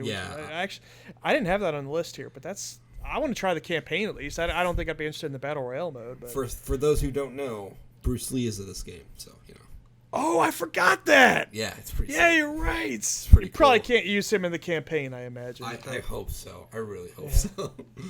Yeah, but there was about a month and a half ago, there was a couple journalists like Gene Park and stuff coming out and saying, "Hey, I'm canceling my Game Pass." I think it became like a big stupid Twitter discourse and everything. But why? I know it cancel it. It's weird. Well, yes, they were saying, well, I only play AAA games, and this was after Redfall and Starfield were delayed. So I only play AAA games. I don't play indies. See, blah blah blah blah blah. And I'm looking at this list, or I was looking at the showcase here. Their next 12 months of Game Pass is insane. Everything that they showed on the show was either free-to-play or Game Pass, with the exception of Diablo 4, and even Diablo 4 will be on there once the acquisition goes through. Yeah. I take issue with the idea that, like, I'm not saying you shouldn't do this, but, like, the idea you only play AAA games is very dismissive to me. Like, absolutely, 100%. There are so many indie games and stuff to play on Game Pass that you would not even think you'd like. Like, it's just... It's not worth. It's like it's such a good deal. Why would you just throw that away because Redfall and Starfield got pushed back a couple months? Like 100%, man. Like I said, Shredder's Revenge is my second favorite thing I played this year, and that's on there. Tunic was on there day one. That's a game of the year to a lot of people. Yeah, not me, but yeah. I still haven't tried it. I'm not a huge fan of Tunic. So even we talked about Streets of Rage 4 earlier. That was on there day one. It's not on there anymore, unfortunately. But yeah, it's just like if you just limit yourself to this AAA stuff, I just don't get it. Why people? Especially now, you're kind of hamstringing yourself because there's a lot of things to play that are really good. And you know what? You can have a lot of fun with swimming in sevens types of games. You can. I'm having the most fun playing Stranger of Paradise. I mean, come on. Yeah, absolutely. And they put in hey, Back 4 Blood was not a 10 out of 10, but I had a good time with it. Yeah. Aliens, Colonial Marines, or not Colonial Marines. That is definitely not the game. No. Fire Team Elite is on there. It's not amazing, but hey, it's a good time. It's worth playing. I really like that game. As an alien shooter, it's pretty fun. Oh, you know what? Darktide is coming to Game Pass later. Right. We did not mention that with Summer Game Fest thing, but I'm very excited for Darktide. Is Darktide the 40K one? Yes. Okay. And it's the guys who made Vermintide. Speaking of 40K, while we're on this topic, there's so many 40K games that there's just so many Warhammer games in general. Games Workshop actually rules for how much they put out. I was talking about doing as a joke. So if you don't know, there's a website called Fantasy Critic. I know you know. I'm talking to the audience now. There's a website called Fantasy Critic. I was talking about next year doing a fantasy league where it's just all Warhammer games. I'd be so down, honestly. let me draft shooters, guns, and Keith. Yeah. Oh, that game was fun. But anyway, Darktide, I should have mentioned that in the Summer Games Fest thing. That's the Vermintide people making this. They're called Fat Shark, and I loved Vermintide. And, it's a Left 4 Dead, essentially, and I know we get a lot of those right now, but I think Vermintide and World War Z have been the best Left 4 Dead likes, even more than Back 4 Blood. I really like Vermintide. The first Vermintide, I played a lot of that with friends back in the day, and that is a great game. Well, if you like that, then you're gonna like Darktide. Yeah, it's 40K too, which is also cool. Yeah. So, so it's a very melee-based game, except for Darktide's. Well, Vermintide was very melee-based. Darktide seems like it's gonna be about 50-50 with melee and guns, and that's gonna be on Game Pass. So. And all the games we're about to talk about in this Xbox Showcase were too. So anyway, I loved the showcase. I just wish they'd told us ahead of time that it's going to be a 12-month thing. Absolutely. We get into specific games here now. Should we just go in order, or do you have one particular... What was your favorite game? I'm a huge fan of Bethesda Game Studio games. For me, it was Starfield.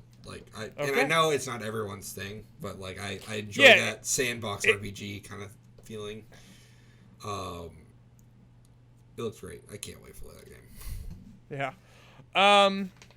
So when he came out and at the end of this thing, they talked about hundreds of thousands of planets or whatever. He talked about it's a big ass game. He says 1,000 planets specifically. Okay.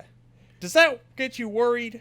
Not particularly, because I feel like some people think about No Man's Sky when they do that, and I think what a lot of people seem to forget about No Man's Sky is there's no bespoke content. I believe that's how Jeff Grubb put it in his tweet. There was no real story or anything like that. For me, the shipbuilding and being able to build bases on planets, plus the story, I feel like that is enough for the $60 alone, especially being a Bethesda Game Studio game. Guess what? You don't need to pay $60 because it's on Game Pass. But I don't know. I feel like I see those tweets and I understand the hesitancy. But personally speaking, I'll just be happy with the sandbox RPG kind of Bethesda Game Studio style. If the story's good and there's fun things to do in it. Yeah. See, I'm expecting probably. I don't know, let's say 10 story planets that are hand-built, and then I think all the rest probably will be like No Man's Sky. Yeah. And I think there'll probably be expansion content, so Oh, absolutely. There will be planets that will be filled in eventually. Yeah. And, they didn't mention this, but I assume since... Fallout 4 and the Skyrim Anniversary Edition included mods on consoles. I would expect it to happen here too. Oh, yeah, for sure, because they have the Bethesda mod kind of database. I don't know what they call it, but that is a big part of every Bethesda game is the crazy bullshit you can do with mods, putting Macho Man Randy Savage onto dragon skins. I'm really surprised they didn't mention that. Yeah, it is strange, but I'm sure it'll be there, as that's basically what they do every time. Yeah. The combat gave me mixed feelings. The first clip they showed, when you very first were shooting guys, I didn't think looked good. I'm sorry, I just punched my mic again. But then later on, it started to look, in some of the other clips, it started to look a little better, especially the zero gravity stuff I thought looked neat. Yeah, where you're in a zero gravity fight. Yeah. Yeah. I see, the thing about this is I remember for Fallout 4 they had the Destiny team help them with the gunplay, right? And I wonder if they learned anything on that. But for like again, this is a Bethesda game, and just for me personally going into this, I'm not going to expect Destiny level shooting. And because it's not that type of game. But it could be good. I don't know. Yeah, it doesn't need to be Destiny level, but for myself, I'm not a Bethesda Game Studios guy. Although I did play Fallout 4 quite a bit, I just didn't. I don't know why I played it so much because I didn't love it. I am in the same boat of that game. I am not a huge fan of that game, but I played the shit out of it. I really, and I go back to my relation to Mass Effect, where I think I really need good combat because I didn't like Mass Effect 1. It wasn't until Mass Effect 2 that I jumped in because the combat was so much better. Yep. Is when I really started to be able to pay attention. I feel like as great as a story, you can have the best story and everything, but if I just zone out if I'm not engaged in an action level. Yeah. Well, if the game, you're a person who the gameplay's not good, you just don't care. Like. Yeah, I mean, not that much. There's some exceptions, that. but of course, then Mass Effect with 2 and 3 became like my favorite series in the world. But yeah, hell yeah. So I don't know. Starfield, it feels. I hate to drop this name, but I'm gonna. It's starting to feel a little like Cyberpunk to me, where where I get nervous when they promise 100 different things. I understand that, but like this, it's also I'm like as someone who is into this kind of like game, the bugs kind of come with the territory, unfortunately. So like I know it's not going to be perfect, but at the same time, I do enjoy that style of sandboxy. You are a person in this world, and you have a certain level of freedom. Yeah, I don't know. It could be awful. We don't know. We'll have to see. I hope it's not. Of course, I know I'm being a little bit of a downer on this one. Yeah. But ultimately, these are just not my kind of games. Yeah. So, I don't mean to be a jerk. Just you're not being a jerk. I completely understand your hesitancy. I'm getting a few red flags, but hey, we can try it out for free. Yeah. Well, that was your favorite game. Mine was Redfall. Yes. I keep hitting my mic. Sorry. So Redfall is directly down my alley. This is Arcane Austin, which is not the team that did Deathloop last year. That actually kind of surprised me a little bit because I kept thinking it's Arcane. It's like the same team, and I forgot they had an Austin studio. Like, oh, there's another studio. Yeah, they did this Austin team, Austin studio. This is the guys that did Prey. Yes. In 2018 was that? It was 2017 or 2018. Prey is really good, so I'm really excited about this game. Like, I generally really love that game, and Redfall takes place in Massachusetts, which I am from New Hampshire, so like I will claim the kind of general area, so it's from my neck of the woods. So I'm really excited for this game. Me too, and it's a 4-player. So. Well, I'll talk about that in a minute. But it is a 1 to 4 player game. It seems, as far as the structure of it, it's very Borderlands-esque. Yes. It's a looter game.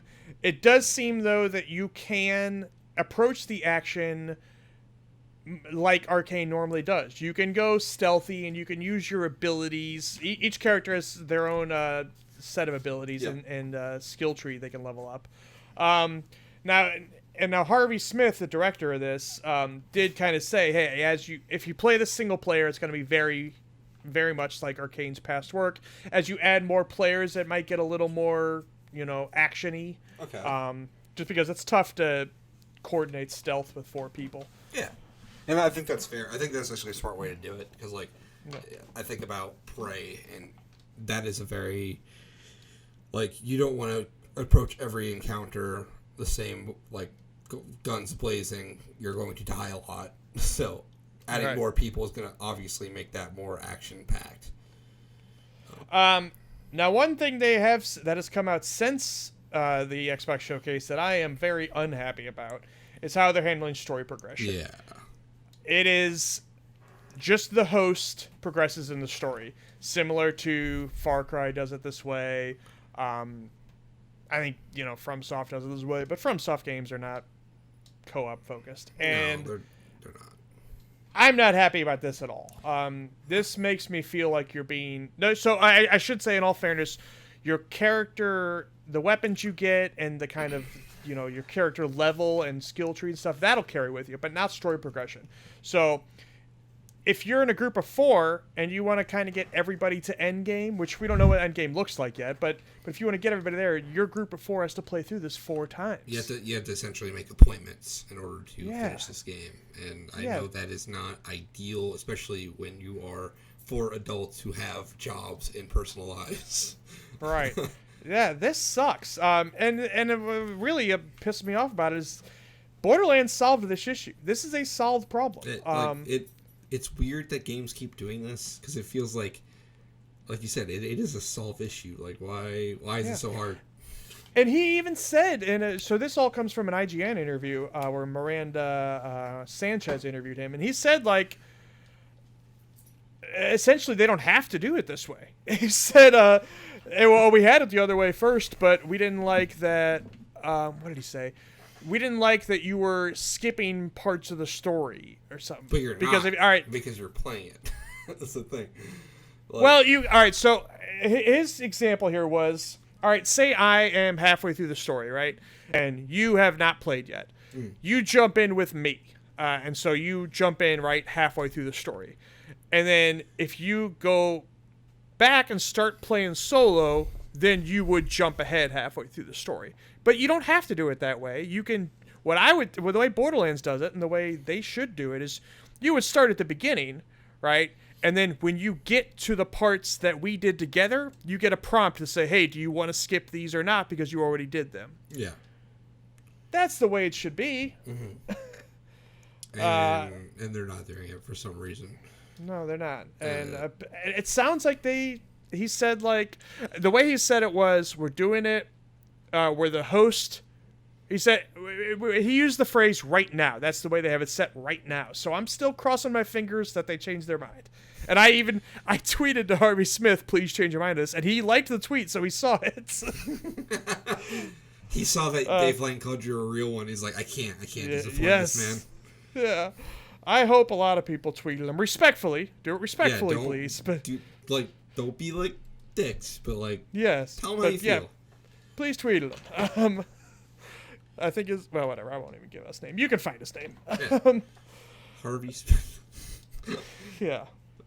Great anyway, so other than that, though, yeah, this is a game that looks directly up my alley. I know a lot of people are not happy with the dialogue, just in the same way people weren't happy with the dialogue in Borderlands. I mean, it's fun. It's not. Yeah. I'm not gonna shit on it, but it's like it's fun dialogue. Yes. It's fine. Comedy in games is incredibly hard to do, and especially not everyone has the same sense of humor, so it's like not everyone has the same sense of humor, and you're also taking the pacing by putting by the fact that it is a video game, the pacing is taken away from the director and put in the player's hands. It's hard to do, and I'm very forgiving. Like even Borderlands, I'm not saying the comedy in there is good by any means, but it just doesn't bother me. No. I mean, I thought at the time, I was in high school, I thought Borderlands 2 was funny. But yes, I did too. I don't think it is now, but... Yeah. But it's not like... A lot of people act like it's nails on chalkboard. It's just not that to me. And Redfall wasn't either. I expect Redfall to be funnier than Borderlands 3, I'll say. There's a game that is not on this list that I want to talk about. Go ahead. So, Squanch Games... yes. So, Squanch Games is Justin Roiland from Rick and Morty's game studio. He's making a game called High on Life. I keep calling it High as Hell or something. High as Hell would be a great title, too. This was a former Stadia exclusive, by the way. This was going to be exclusive for Stadia. Then I saw that today. Yeah. There was another game, too. It's the Quarry. The Quarry was also going to be Stadia exclusive. Yes, right. But this is a first-person shooter where all the guns speak to you, and you have to kill an alien drug cartel to save your girlfriend or something. But this looks hilarious and so much fun, and I keep seeing people on Twitter who I really think are funny just be like, "Oh, hey, I did a voice in this game." I'm like, "Yes." Oh, I didn't see any of those. So Psychic Pebbles, I don't know if you know who that is. He does Smiling Friends on Adult Swim, which is a great show. Very funny. Who else? It's a lot of Adult Swim guys who are doing it. Okay. But yeah, this looks really fun, and I thought the trailer was hilarious, and I'm really high on this game, as the game's called High on Life. I can't wait to play this. It looks so good. So fun. It reminds me, because I believe they did say at some point you're bounty hunting, which makes me think of that Oddworld spinoff. Yeah, Stranger's Wrath. Yes, that was it. Yes. Yeah, I've never watched Rick and Morty. So I know a lot of people now. Like, it was when it first came out, it was super popular. Then it felt like there was a backlash against it. I hate Rick and Morty, but this game looks hilarious, and I can't wait to play it. Yeah, man, this game looked like almost still a show for me. Honestly, like it is. And that's out this year too. It's one of the few games that was 2022. Wait, did they say a specific date, or was it just 2022? I think they said October. Ooh, oh man, October's gonna be an expensive month for me. No, dude, it's Game Pass. Oh, I keep forgetting they're all on Game Pass. Yeah. Yeah, it's cool as hell. I can't wait. Yeah, I'm looking forward to that also. And then the next big highlight for me, I'm a huge Overwatch guy. And I know these days that's less popular to be for a multitude of reasons, not the least of which is, hey, Blizzard was a bunch of scumbags.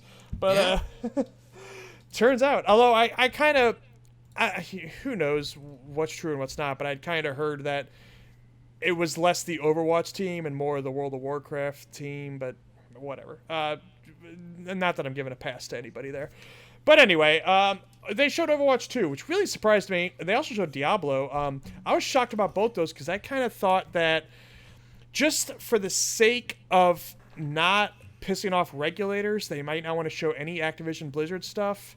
But I guess I don't think regulators will care that much, really. I mean, that feels like stuff that doesn't really affect the deal at all. Because like that, if I were a regulator, like personally, I feel like that deal could have been made before the acquisition ever happened. So like it's kind of a moot point at this point. Plus, it's not like they announced them for Game Pass. Although Overwatch 2 is free to play anyway. And Overwatch 2 will probably be on everything. Oh yeah, it definitely will. Overwatch 2 and Diablo were both already announced for PlayStation before. Was Diablo 4 announced for Switch? No, but Overwatch 2 was. Okay. That's interesting. Diablo, I feel like might be too tough to run on Switch. Maybe we'll do a cloud version. Maybe. I mean, because I know Diablo 3 is on Switch, and that's actually a pretty solid port of that game. Yeah, but that game was also on 360 and PS3. Yeah, that game is relatively low end, so it's like it I don't know.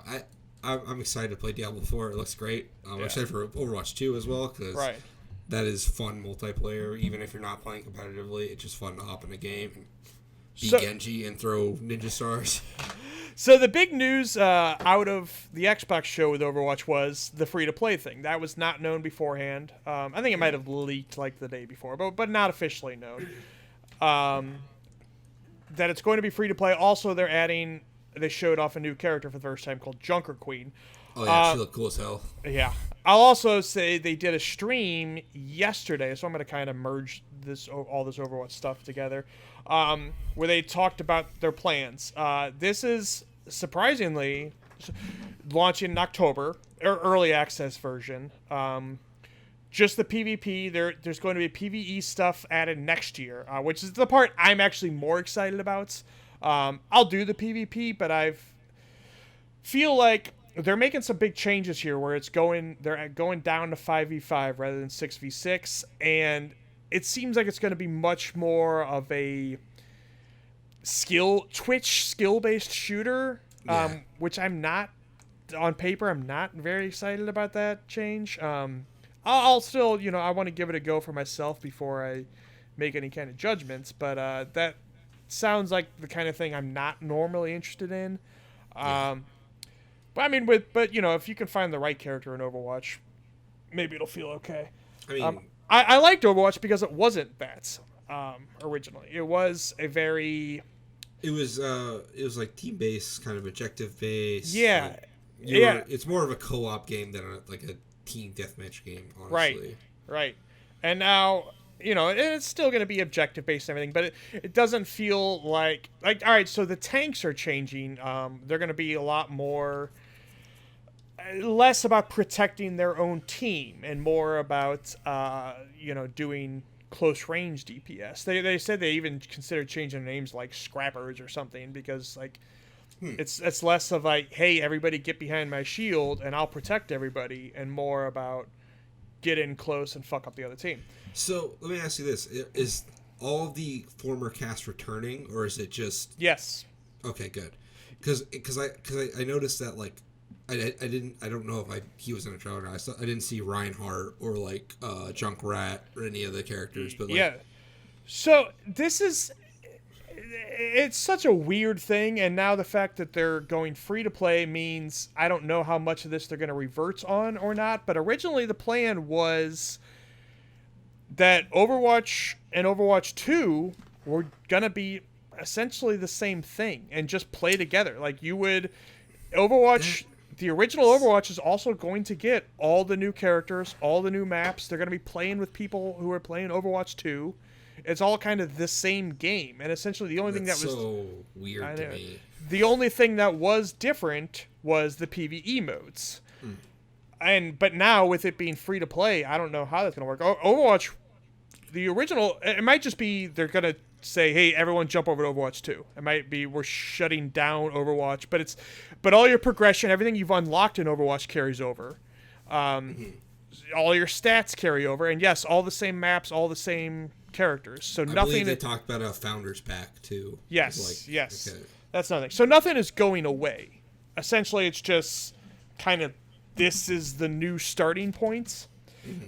And yeah, it's messy and it's weird, and I think this is the same thing that happened like with Destiny 2, where, hey, Activision says they like sequels, essentially. Even if we don't want to do it, that's what Activision wants, and that's what we're doing. I wonder if they had been owned by Microsoft years ago, if this ever would have happened. If this just would have been, we're updating Overwatch. Or if everything hadn't gone down, would it be the same game? Yeah, that too. That's part of the thing too, is like, Blizzard is in the midst of all this controversy, and it feels like they're desperate for any kind of good press. Right. Almost, but it backfired on them for a while. I mean, as far as like Overwatch was getting bad press. I think that's going to start to turn around now. Yeah, now that things are kind of sort of mellowing out, and there's a potential acquisition happening, so it feels like maybe Blizzard is kind of on the upswing. Hopefully, yeah. I really hope so. And they got a survival game coming too. The people who have. I'm going by what a reporter named Jez Corden has said, but he's talked about people who inside Blizzard who are pissed as hell at the company for everything they've done, are still saying, but you know what? The survival game's looking pretty damn good. So yeah, and they showed concept art for that, and it looked pretty cool. Not gonna lie, but But the thing that happened on this Overwatch stream was kind of them laying out their roadmap. They said, hey, every season is going to be 9 weeks. We're going to add a new hero every other season, and on the off seasons after that, we're going to add a new map. So they've really addressed, or they're trying to address their criticism of, hey, you let Overwatch just out on the lurch and haven't added shit for years because of Overwatch 2. They're showing, okay, this is our roadmap. This is what we're doing. Every 9 weeks, expect a new map or character. And a new battle pass also every 9 weeks. So they don't have battle passes now. They're getting rid of loot boxes and going to battle passes, which we'll see how that goes. Absolute genius of them to do. Yes. And they're going to have 3 at the launch of this thing in October. Was it October or November? Now I forget. But whatever. At the launch of this thing. I believe it was October. I'm not sure. The launch of this thing, they're going to have 3 new characters, which are the Junker Queen, Sojourn, and then they showed a glimpse of this fox. We're assuming a lady who like controls foxes. Or whatever. Furry character. All right. Yeah. Furry representation. Oh yeah. So anyway, they're gonna spin basically the Overwatch train is gonna start up back again after taking like 2 years off, starting in October. Yeah. I'm more excited for the PvE stuff coming next year, but I'm gonna definitely throw my hat in the ring on this PvP again. I used to love it. It used to be my Overwatch is like a top 5 favorite game of all time for me. But this new direction of it being more of a Twitch-based shooter, I don't know if I'm going to feel the same way. But even if I don't, the PvE stuff will be exciting to me. Hell yeah. And then it was Diablo. We already talked a little bit about it. But the big news for Diablo was the Necromancer is the last character. Yeah. Which is pretty cool. I mean, I think they were in Diablo 3. I think they added. Yes, yeah, they were. That was the character I haven't played a ton of Diablo, but I did do some of Diablo 3, and Necromancer was the first character I used. I always played Monk. Diablo, I'm a really big fan of Diablo. I like Diablo 2 a whole lot. That game's great. This looked pretty good. Like it looked like the visuals are gorgeous. Like. It's got cool. There was cool like blood magic. It looked like, which is pretty cool. And even like adding like the Necromancer, I feel like is a step in the right direction. Diablo Immortal's out right now, and like I'm kind of nervous that they might try to pull some of that stuff in Diablo 4. I have to assume they know the difference between a mobile game and a console and a AAA game. I really hope they do. I really hope they do. But yeah, Diablo 4 looks great. Yeah, it's going to be open world, which you're the Diablo expert, but I don't think Diablo's ever been open world, right? Not really. Yeah. It's kind of like open zone, I'd say. Like, kind of like there's little hubs you go through in dungeons. Right. And there also seems to be public events, Destiny style in this. This does seem to be more of an MMO-esque. Maybe not a full MMO, but it does seem to be... Path of Exile. yeah, exactly.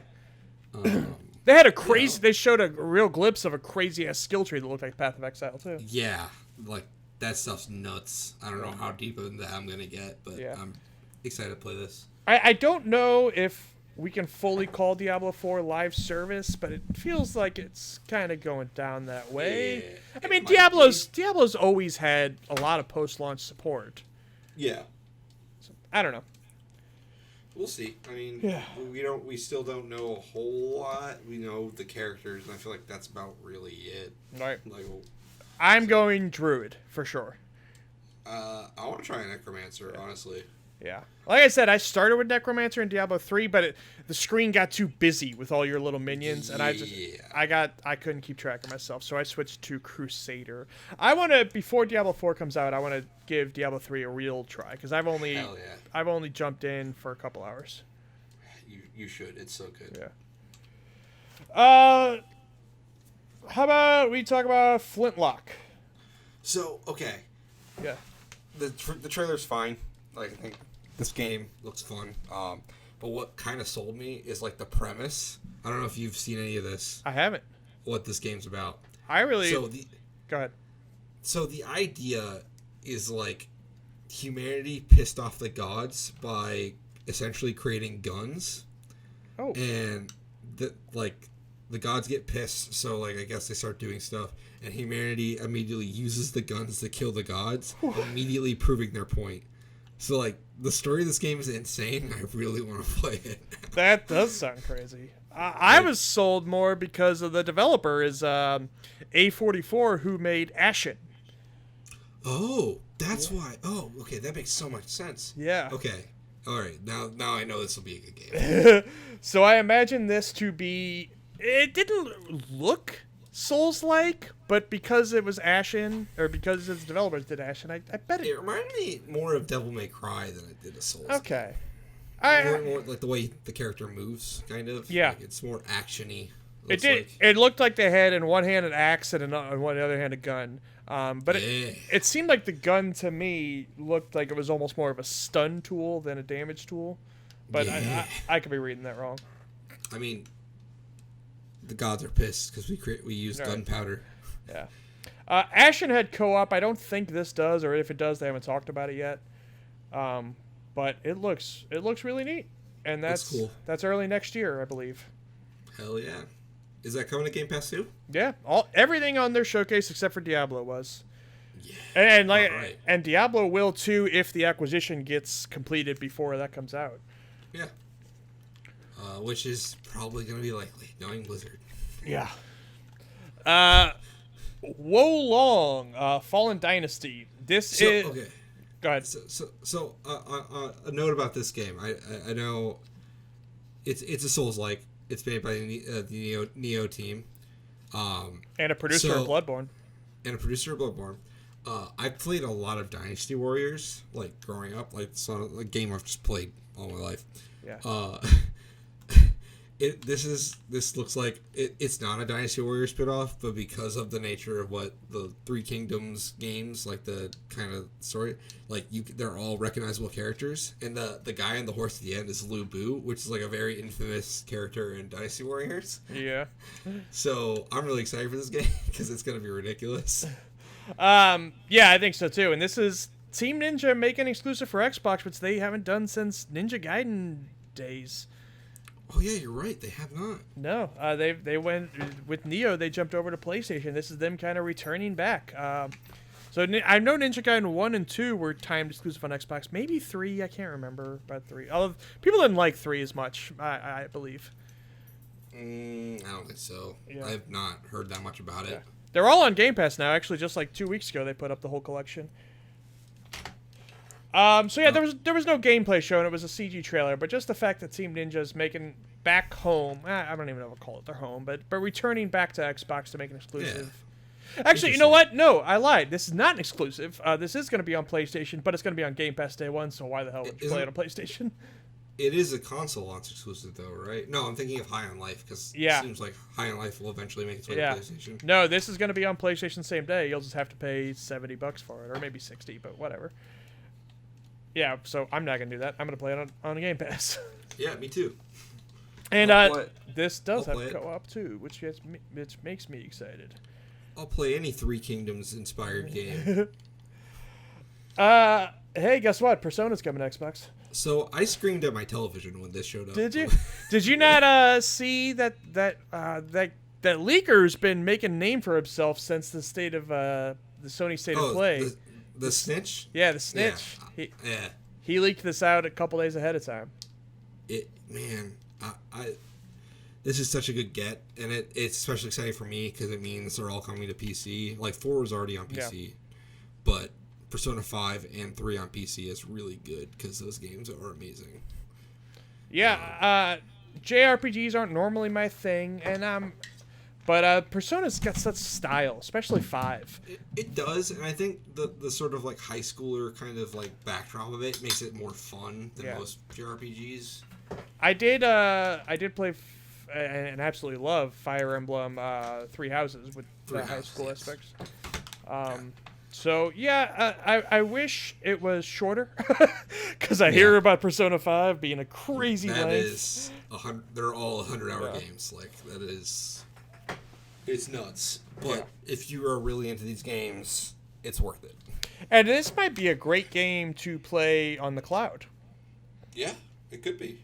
Because you don't need Twitch reflexes for it. No. I guess so. Atlas is owned by Sega, and they did Yakuza a couple years ago, all on Game Pass. So I guess they saw great feedback from that and great response from that, and now they're doing this.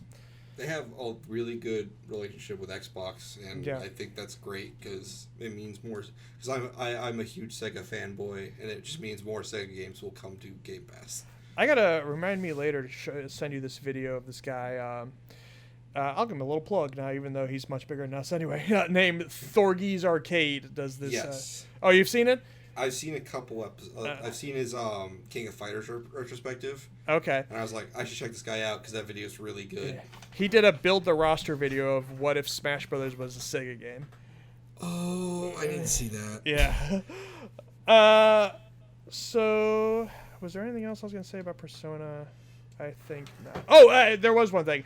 I would expect, so Persona 5 is coming this fall, and then 3 and 4 are next year.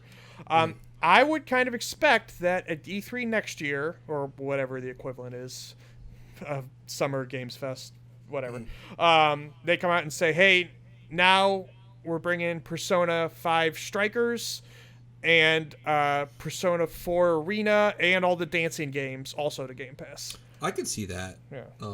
They love porting those things. They made their way onto a lot of shit. Well, Persona 4 Arena is the last Persona game to be on Xbox before this. It is. And but that remaster they're doing now is not on Xbox. That's only PlayStation, Switch, and PC.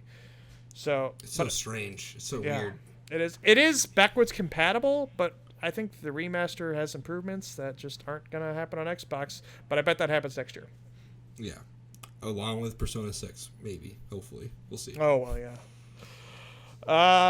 So then this guy came out. This guy, this mysterious figure. Some dude in glasses. I don't know anything about him. He likes Top Gun Maverick a whole lot. I know that. Yeah, the long rumored Jeff Grubb rumor about Kojima making an Xbox game with a lot of cloud technology in it is true. Yep. I don't think any of us who are fans of Jeff Grubb ever doubted it, but now it's official. I think the reason why they announced it like this is to sell Xboxes in Japan, because like that's not a market they're kind of have a strong foothold in. No, you're right. The Series S seems to be doing. It seems to be doing good for Xbox standards there. Yes. I'm really excited for this. I'm a huge Kojima fan. Like one of my favorite, like I said, top show, Metal Gear Solid, one of my favorite series. Metal Gear Solid 3 is one of my favorite games of all time.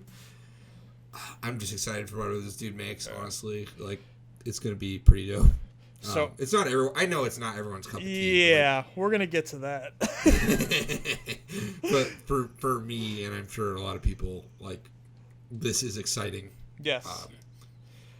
This is exciting to me on a news front. I am not a Kojima fan in the slightest, especially Death Stranding. However, actually though, he did make Metal Gear 5, and I do love that one. That game's great. Not on a story level at all. I don't think Metal Gear... I don't get why people like Metal Gear's story of any of them.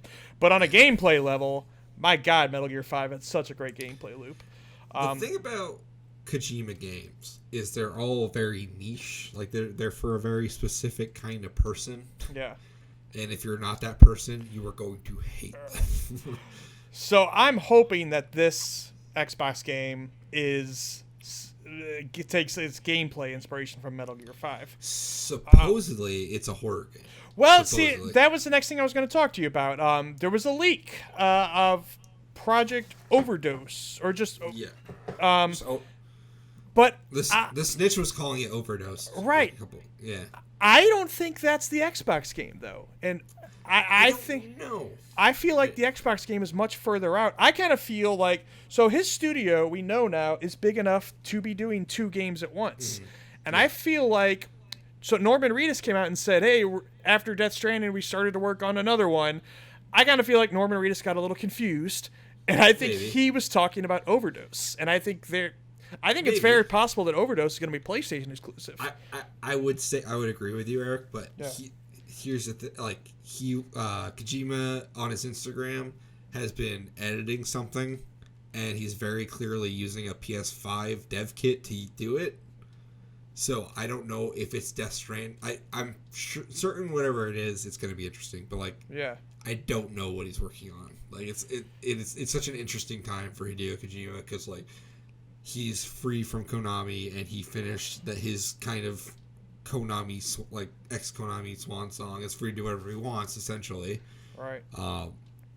So I don't know. I don't know. He's clear. The PS5 game is going to come out first. I fully believe that. Oh yes, absolutely. Yeah, that's my best guess right now. Is the PS5 game is Overdose with Norman Reedus, and then the Xbox game I don't think they've started at all. One thing I do like from that leak is Margaret Qualley, who plays Mama in Death Stranding, is supposedly in that trailer that's been floating around, or gameplay, or whatever it is. And she's a great actress, so I'm really excited to see her in more things. So, the Xbox game, though, is using the cloud a lot. Now, that could mean any number of things. That could be, I guess, worst case scenario to a lot of people is it's streaming only. But I don't think that, I don't think it'll be that. I don't think they risk a Kojima game on a streaming only game. Yeah, I think it'll be more like Flight Sim, which uses the cloud to, make the world. Yeah, I could see that. Which gives me hope that it'll be something like Metal Gear 5 with a giant world. It could be. I mean, I know he's one of the things that he's talked about is like he wants to make things in the Death Stranding universe that isn't Death Stranding. So maybe he'll make like a Metal Gear Solid that's more action focused. Yeah. Like Metal Gear Solid 5 set in the Death Stranding universe, maybe. Well, I don't know. Could it be in the Death Stranding universe if it's Xbox exclusive? Is the Sony own that? I don't know because I don't know how that works. Me neither. My guess would be Sony owns it, but I really don't know either. I've also heard weird rumors that it might be based on an IP, which makes me very excited. One of his IPs or Microsoft IP? They just said an IP, and they don't specify which. I know what it is. He's doing a Warhammer game. You know what? I'd play that. That'd be crazy. I hope it's just for the sake of it being hilarious, I hope it's a Matrix game because he loves those movies apparently. Oh, that would be wild. Or a Top Gun game because he loves Top Gun Maverick. Yes. Well, who doesn't now except me because I haven't seen it yet. Yeah. We all love Miles Teller and his mustache. Yes. Anything else? There's not much to say about Kojima except just wild speculation. It's just an announcement. Yeah. It's just an announcement that he's doing something. I'm glad that weekend the rumor is confirmed. He had to come out a couple days later and tweet out like, "My relationship's still good with Sony," because I think people were flipping out at him. I know. Fucking morons. I know. It's I didn't see a whole lot of it personally because I think I just have a ton of those people blocked. Like I follow a lot of kind of content creators and stuff, and if I ever see anybody in the replies saying anything even remotely stupid, it's immediate block. So I wish I did that. I just say dumb shit to them, and then I regret it immediately. So this it kind of backfired on me at this point because I kind of wanted to see the Kojima meltdowns a little bit. Yeah, those people are insane. Yeah, like fucking just grow up. It's just he's not. If you want to play it, get an Xbox. It's like $300 for a Series S. He's independent. He's not loyal. Yeah. He has no. I mean, maybe some, but I wouldn't say he's a Microsoft loyalist or a Sony loyalist. He's independent for a reason. He just wants to make games and movies. That's all he wants to do. Just leave him alone. Yes. And then I put a note down here that I called in my predictions video that Valheim was coming to Xbox consoles. And that Silksong might be Game Pass Day 1. I was less confident about Silksong, but I was pretty confident that Valheim was going to happen. And they both happened. The thing about Silksong is, wasn't it supposed to be a DLC for 1? And then they were like, I'm going to make this a full game. Yeah, that happened a while ago, though. Yeah, okay. So, they'd said that years ago. And there was some confusion about Silksong, about when it's coming out, because they didn't give a date. And then it was not on the graphic that they had at the end of the show, kind of showing everything coming in the next 12 months. So then people thought, this one might not be in the next 12 months. But then Xbox tweeted that it was. So, I mean, they could always delay it, of course. And we should say, by the way, about all these games, including the next 12-month thing, that doesn't mean they're immune to delays. No. The thing about Hollow Knight is it feels like it has such a strong fan base around it. Like, I'm not a big fan of platformers and stuff like this, but Silksong, I like the look of Hollow Knight, and people seem to love this game. It's really a good get for Xbox. Yo, there's a sales. He's a YouTuber, but he focuses mostly on analyzing sales and kind of the business thing. And he looked at all the trailers on Xbox's YouTube and the views. Silksong got the most views of any of the trailers from this show. by far. People love Hollow Knight. Yeah. Like, it's just a huge franchise at this point. Yeah. I still haven't tried it. There's some things I've heard about it that kind of are off-putting to me, where I hear the map's not great, and if you die, you have to go back and collect your things, which sounds punishing to me. I don't get into super hard games, and that sounds like it's one of them. But I do I love the Ori games as far as 2D platformers go. Sure. And Valheim, also very excited for that. I love Valheim. I've played a lot of it with my friends. Yeah. But this just made me want V-Rising to come to console because that game is really cool. Yeah. I bet it will, but it's not now. Yeah, it's early. It's gonna be a ways out. It's early. Yeah, I mean Valheim now that hit early access like 2 years ago now. Mm-hmm. So yeah, that was old, and I think it's still in early access. Yeah. So I imagine. I mean, this is just a guess, but I imagine the day it launches on Xbox, which is spring next year, is probably when it hits 1.0. Yeah. But anyway, so you probably got about 2 years to wait on V-Rising. Well, a little less now, but. Yeah. And that's it for the Xbox show, I think. Oh, also there was a Minecraft strategy game announced. Looks like Pikmin to me. That's what it reminds me of. Yeah. I was watching that trailer, I was like, this looks familiar. What is this? And then it is a Pikmin game. Yeah. I'm interested in that. I liked Pikmin 3 a lot. I liked Minecraft Dungeons a lot. Yeah, we'll see. Minecraft to me is such an anomaly because I like the first game well enough, but like anytime there's a spin-off, I'm like, are we outstretching our welcome here? I'm a bit of the opposite. I've never played vanilla Minecraft ever. That game is so much fun with friends. Yeah, it's just like it's weird to me to think that it got so big. Now they're making strategy game Pikmin spin-offs. We should probably speed this up. We got, let's see. I got kind of a catch-all stuff from the other shows. There was a Capcom show, there's PC Gamer. There was a lot of different, just various stuff. Capcom broke my heart and then rebuilt my heart. Oh. Well, let's start there then. You're talking about Dragon's Dogma, right? Yeah. All right. So, during the Capcom showcase, I was really hoping Dragon's Dogma 2 would be there. Lo and behold, it wasn't, but they announced that they were going to do a separate event for this game. This was so weird. Which was very strange. Dragon's Dogma is a game, I feel like, I own 3 copies of that game, and I feel like you are doing a service if you don't pick up at least one, because it's a very deep and kind of really fun video game that I feel like a lot of people sleep on. I've never played it. It's really good. I highly recommend it. I don't know if it'll be your thing, but it is so much fun. I have heard people compare it to Monster Hunter, so that gives me, and I said that's my favorite game. But of course, big reason I like Monster Hunter is because of the co-op, which does not exist in Dragon's Dogma. No. I think I did buy it on Switch when it was on sale at some point, so I think I do own it. Yeah, it is.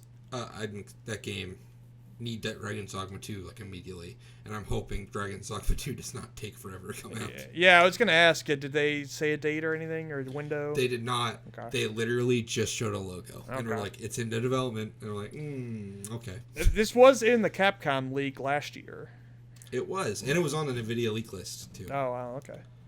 I don't know. You might get it at the tail end of next year if you're lucky. Well, Capcom doesn't really have. I can't think of a Capcom game that was in development hell, really.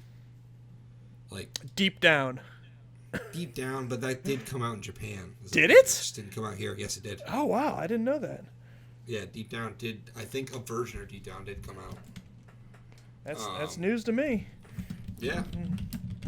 That I remember that original trailer so well because like everyone thought it was Dragon Dogma 2. And it wasn't. They also showed Exoprimal, which is a game up my alley. This looks like Earth Defense Force with dinosaurs, and you're all in mechs. I'm a little bit worried that it does seem to incorporate some PvP stuff. I'm hoping there's some modes where I can just do straight up PvE. They did put up 15 minutes of raw gameplay that looked mostly PvE, but there was just... So it's kind of like there's two teams competing at once over objectives. Like, hey, kill all the dinosaurs in this area, and then the next objective would be like, all right, protect this fucking thing here against a bunch of dinosaurs, and the next thing is that, and you're in a race against the other team to do it. But then towards the end, there's a element of like, all right, now kill the other team, and that part I don't know if I'll like very much. But all the other stuff looks fantastic. Does look kind of Anthem mixed with Earth Defense Force. Yeah, and I like the way this game looks. Yeah. But, I have this issue with it, and that where I look at this game and I'm like, you could have made a Dino Crisis game. Yeah. And they didn't. And I get it. I understand. But at the same time, it hurts a little bit. You have to assume when these Resident Evil remakes are done, they're going to do some remakes to Dino Crisis, right? I hope so. At least the first two. The third game is trash. Oh, boy. I just want a game with time-traveling dinosaurs. Too much to ask. This game, like, I know some people are down on it because it's a Dino Crisis thing, but, like, outside of that, it looks pretty good. Like, it looks fun. Right. It's got a cool art style, kind of like Fortnite-y, kind of cartoony, and it rains dinosaurs. Like, you can't go wrong. Yes. It is full price, which is a little concerning. That's weird, but yeah. Okay. And they also have not announced anything about crossplay, which worries me a little bit. Yeah, that's also a thing. Yeah. I think every multiplayer game should have crossplay. Yes, absolutely. For some reason, it doesn't always happen. All right, I'm going to let you talk about Final Fantasy while I run to the bathroom. Okay, so I'm going to make this short, or try to.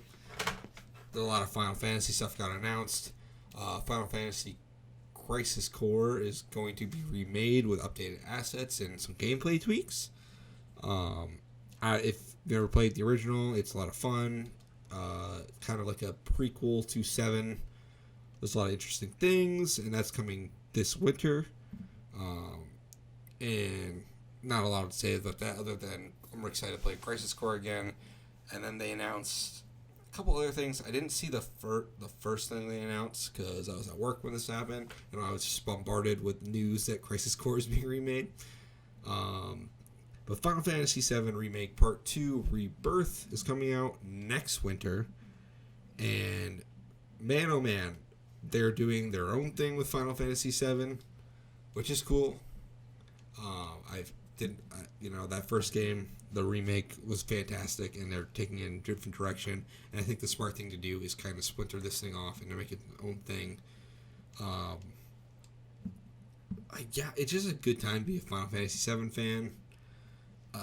That game is so influential. I remember being a kid and watching my stepbrother play through it and just being enamored by this game. Like, video games could be Final Fantasy VII, and just not something that crossed my mind until I saw that game. And I really hope that somewhere some kid is playing these games and is having the same kind of moments that I did when those games came out, and watching their brother play and be like, wow, video games can be like a epic story or something. Like it's good to see that they're kind of keeping the spirit of Final Fantasy VII alive through these remakes and Crisis Core. And I'm excited to kind of, play Part 2. So I really like that first remake. It's really good. And the new stuff they added was really fun. And just a good time to be a Final Fantasy fan. And also incredible that it's actually launching next winter if that sticks.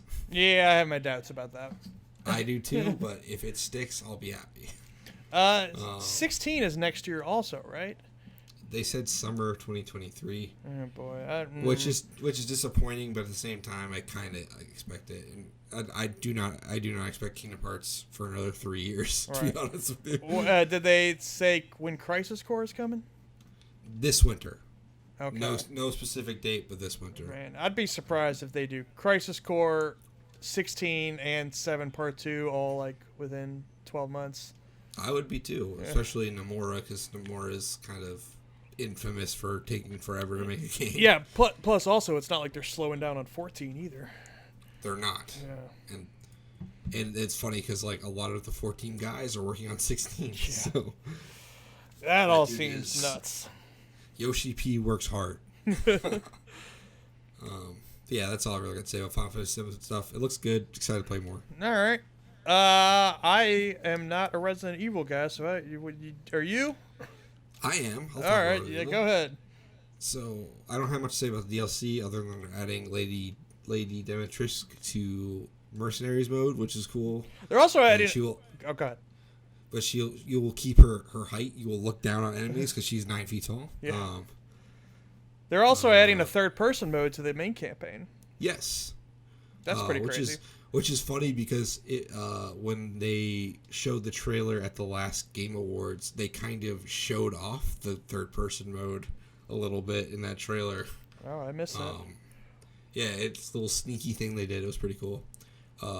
And Resident Evil 4 trailer, they showed off a little bit of the game. No gameplay stuff, but it's got the right tone, I feel like, if they're going to remake it and make it its own thing. And it sounded like Lewis was talking, and I'm excited. I think Resident Evil 4 is one of the best games ever made. That game is fantastic.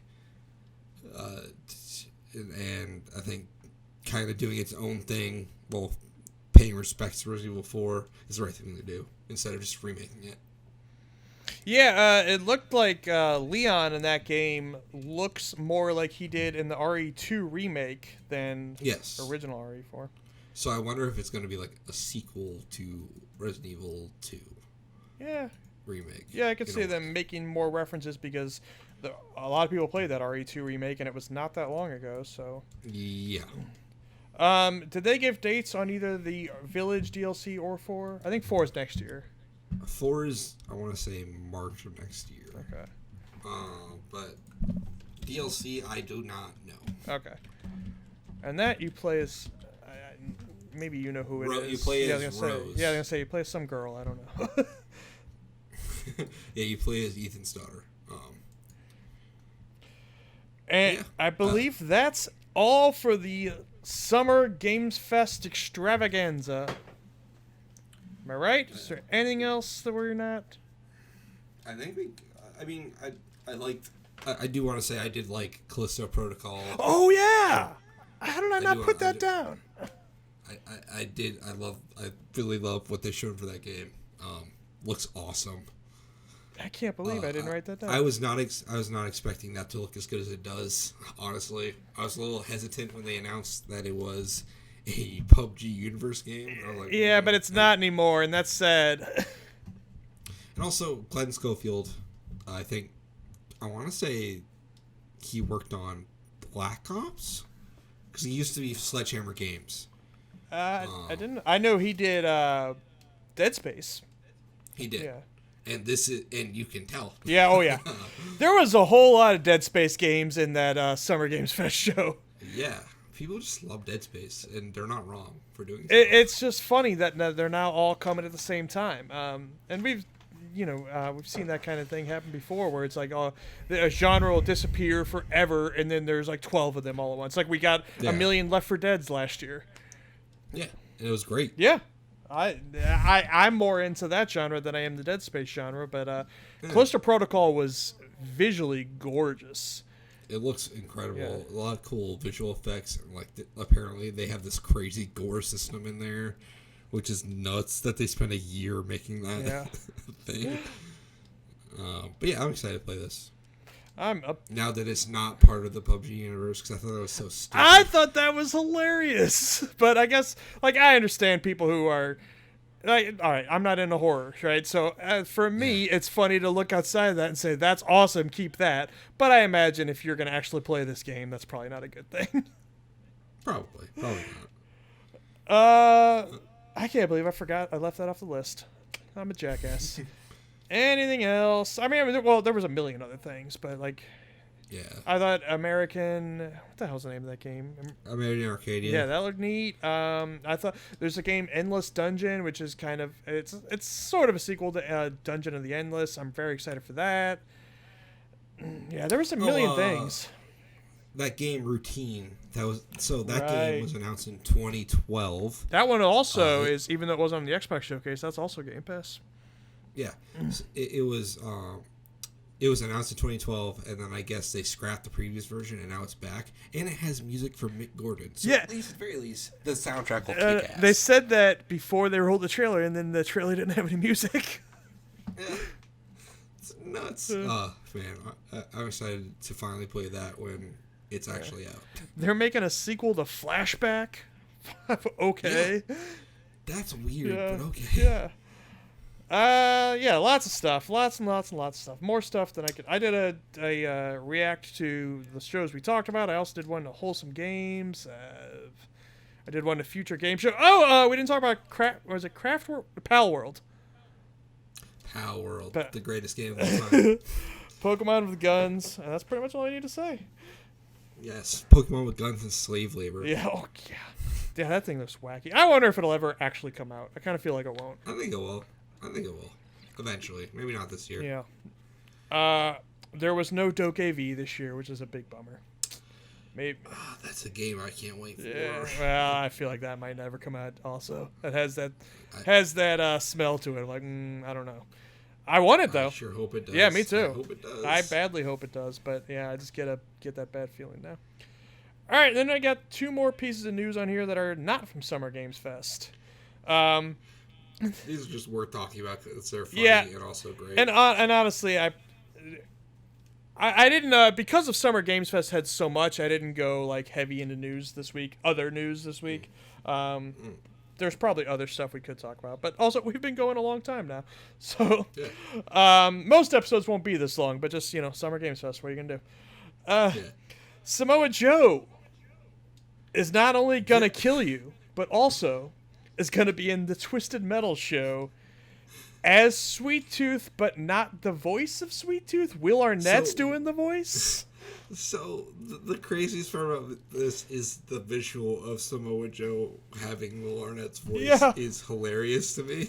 Well, I guess we've never Sweet Tooth. I guess he's just not going to take his mask off. Is what I'm getting at. We're never going to see his face.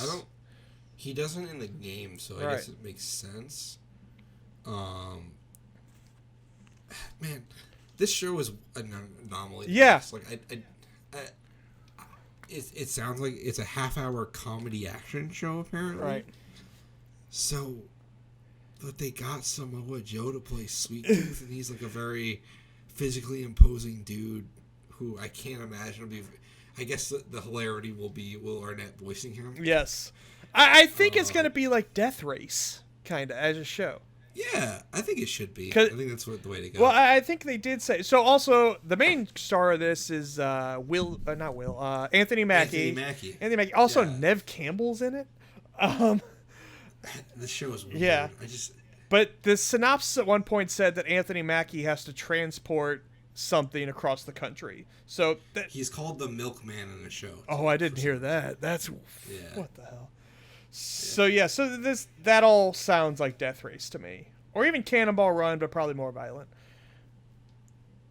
Sure. Yeah, I don't know. Like I said, I don't normally need video game shows, and this one I don't need because I think it's going to be good. But I'm just morbidly curious to see what the hell this thing's going to be. Me too. I think the best bet is to make this in a full-blown comedy. That's what you need to do. Yeah.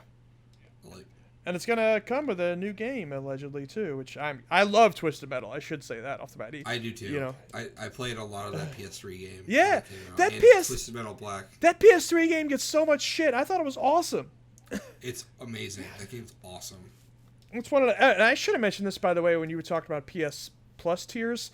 But that's a perfect example of the game that upsets me that Sony's infamous for turning off their servers on games so early, so that the Twisted Metal PS3 they can't put on PS Plus even if they wanted to.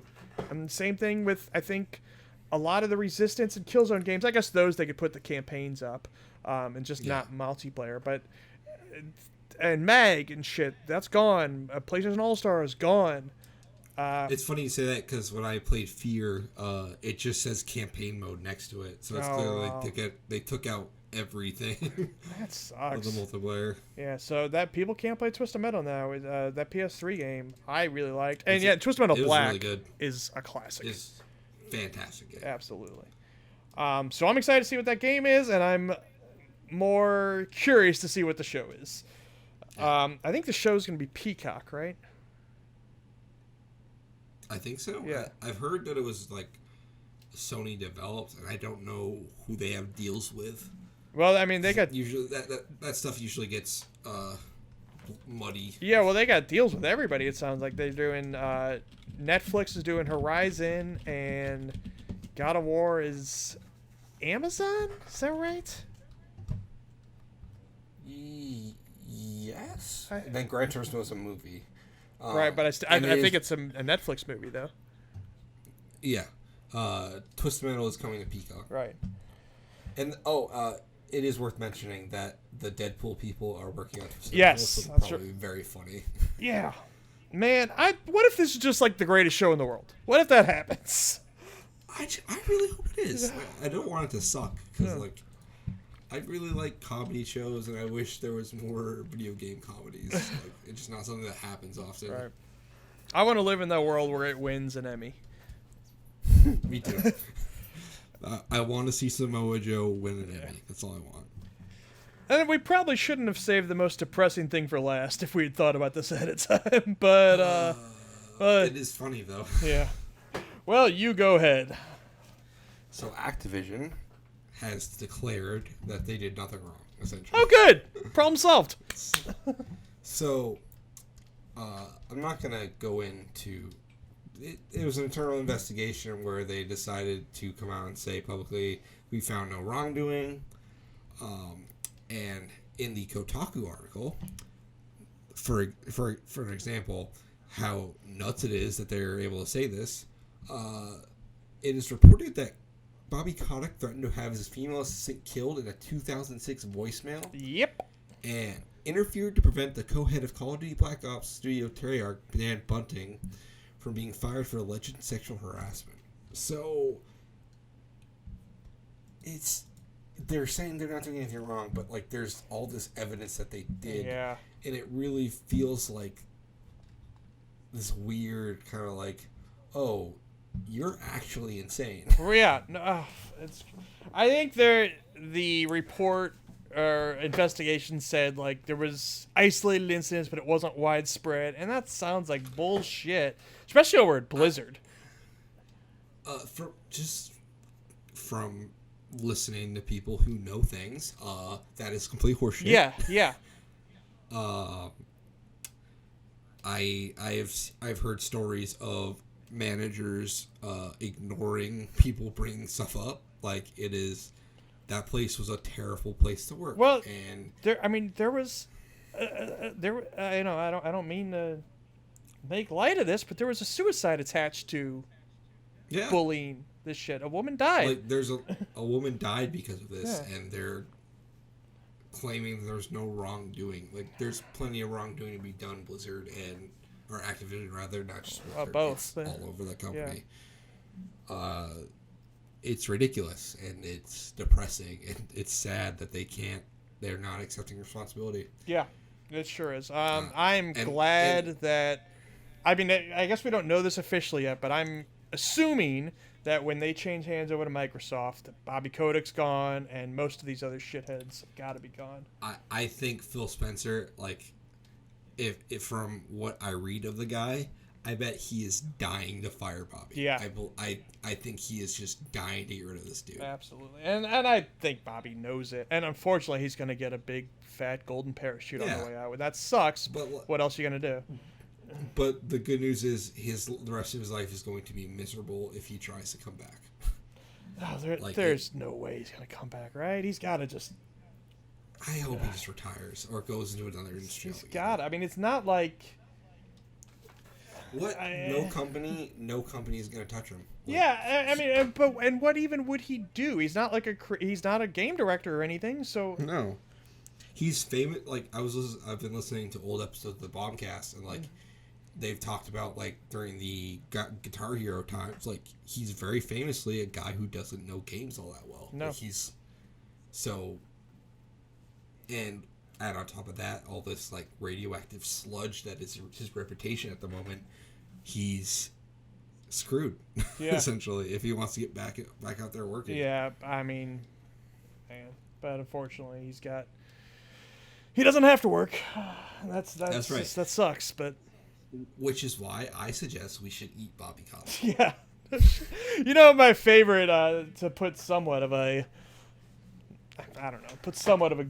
good spin on this is my favorite Bobby Kotick story is him saying at one point he couldn't get dates because they would every time he would ask out a woman, they would Google him and see like memes of Bobby Kotick as the devil and all this shit, and so nobody would go out with him. Photoshopping. I think it was around the time that all the Vince Zampella stuff was going down, where people were photoshopping devil horns of Bobby Kotick. And this was all before like we knew this sexual abuse side of this. This was just because he was a shitty force in games. He was just an asshole. Yeah, he was just an asshole, and then it turns out he was also a huge abuser and threatened to kill his assistant, which is fucking weird. Yeah, and Microsoft certainly isn't perfect. Their record's not flawless, but it's compared to a lot of these other corporations, it seems pretty good.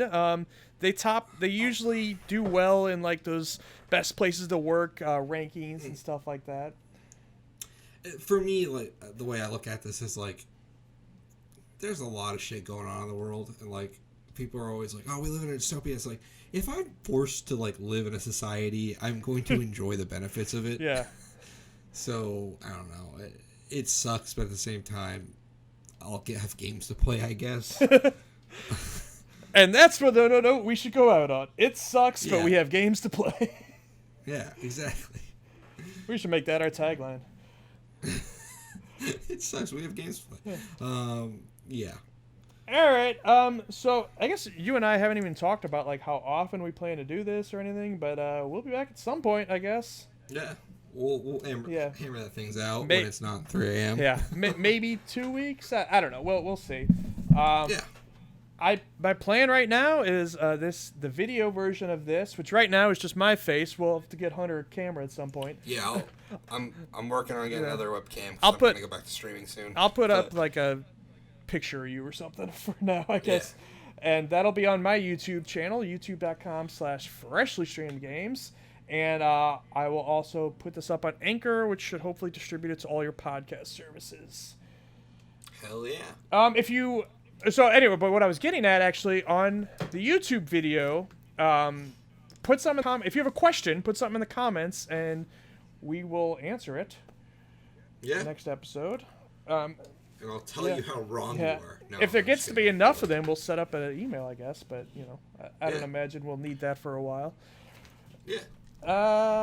And subscribe to the YouTube. Subscribe on the podcast service of your choice. Tell your friends, please. Yeah, tell your friends, tell your grandma, tell your pastor. And tell us what you thought, respectfully, nicely.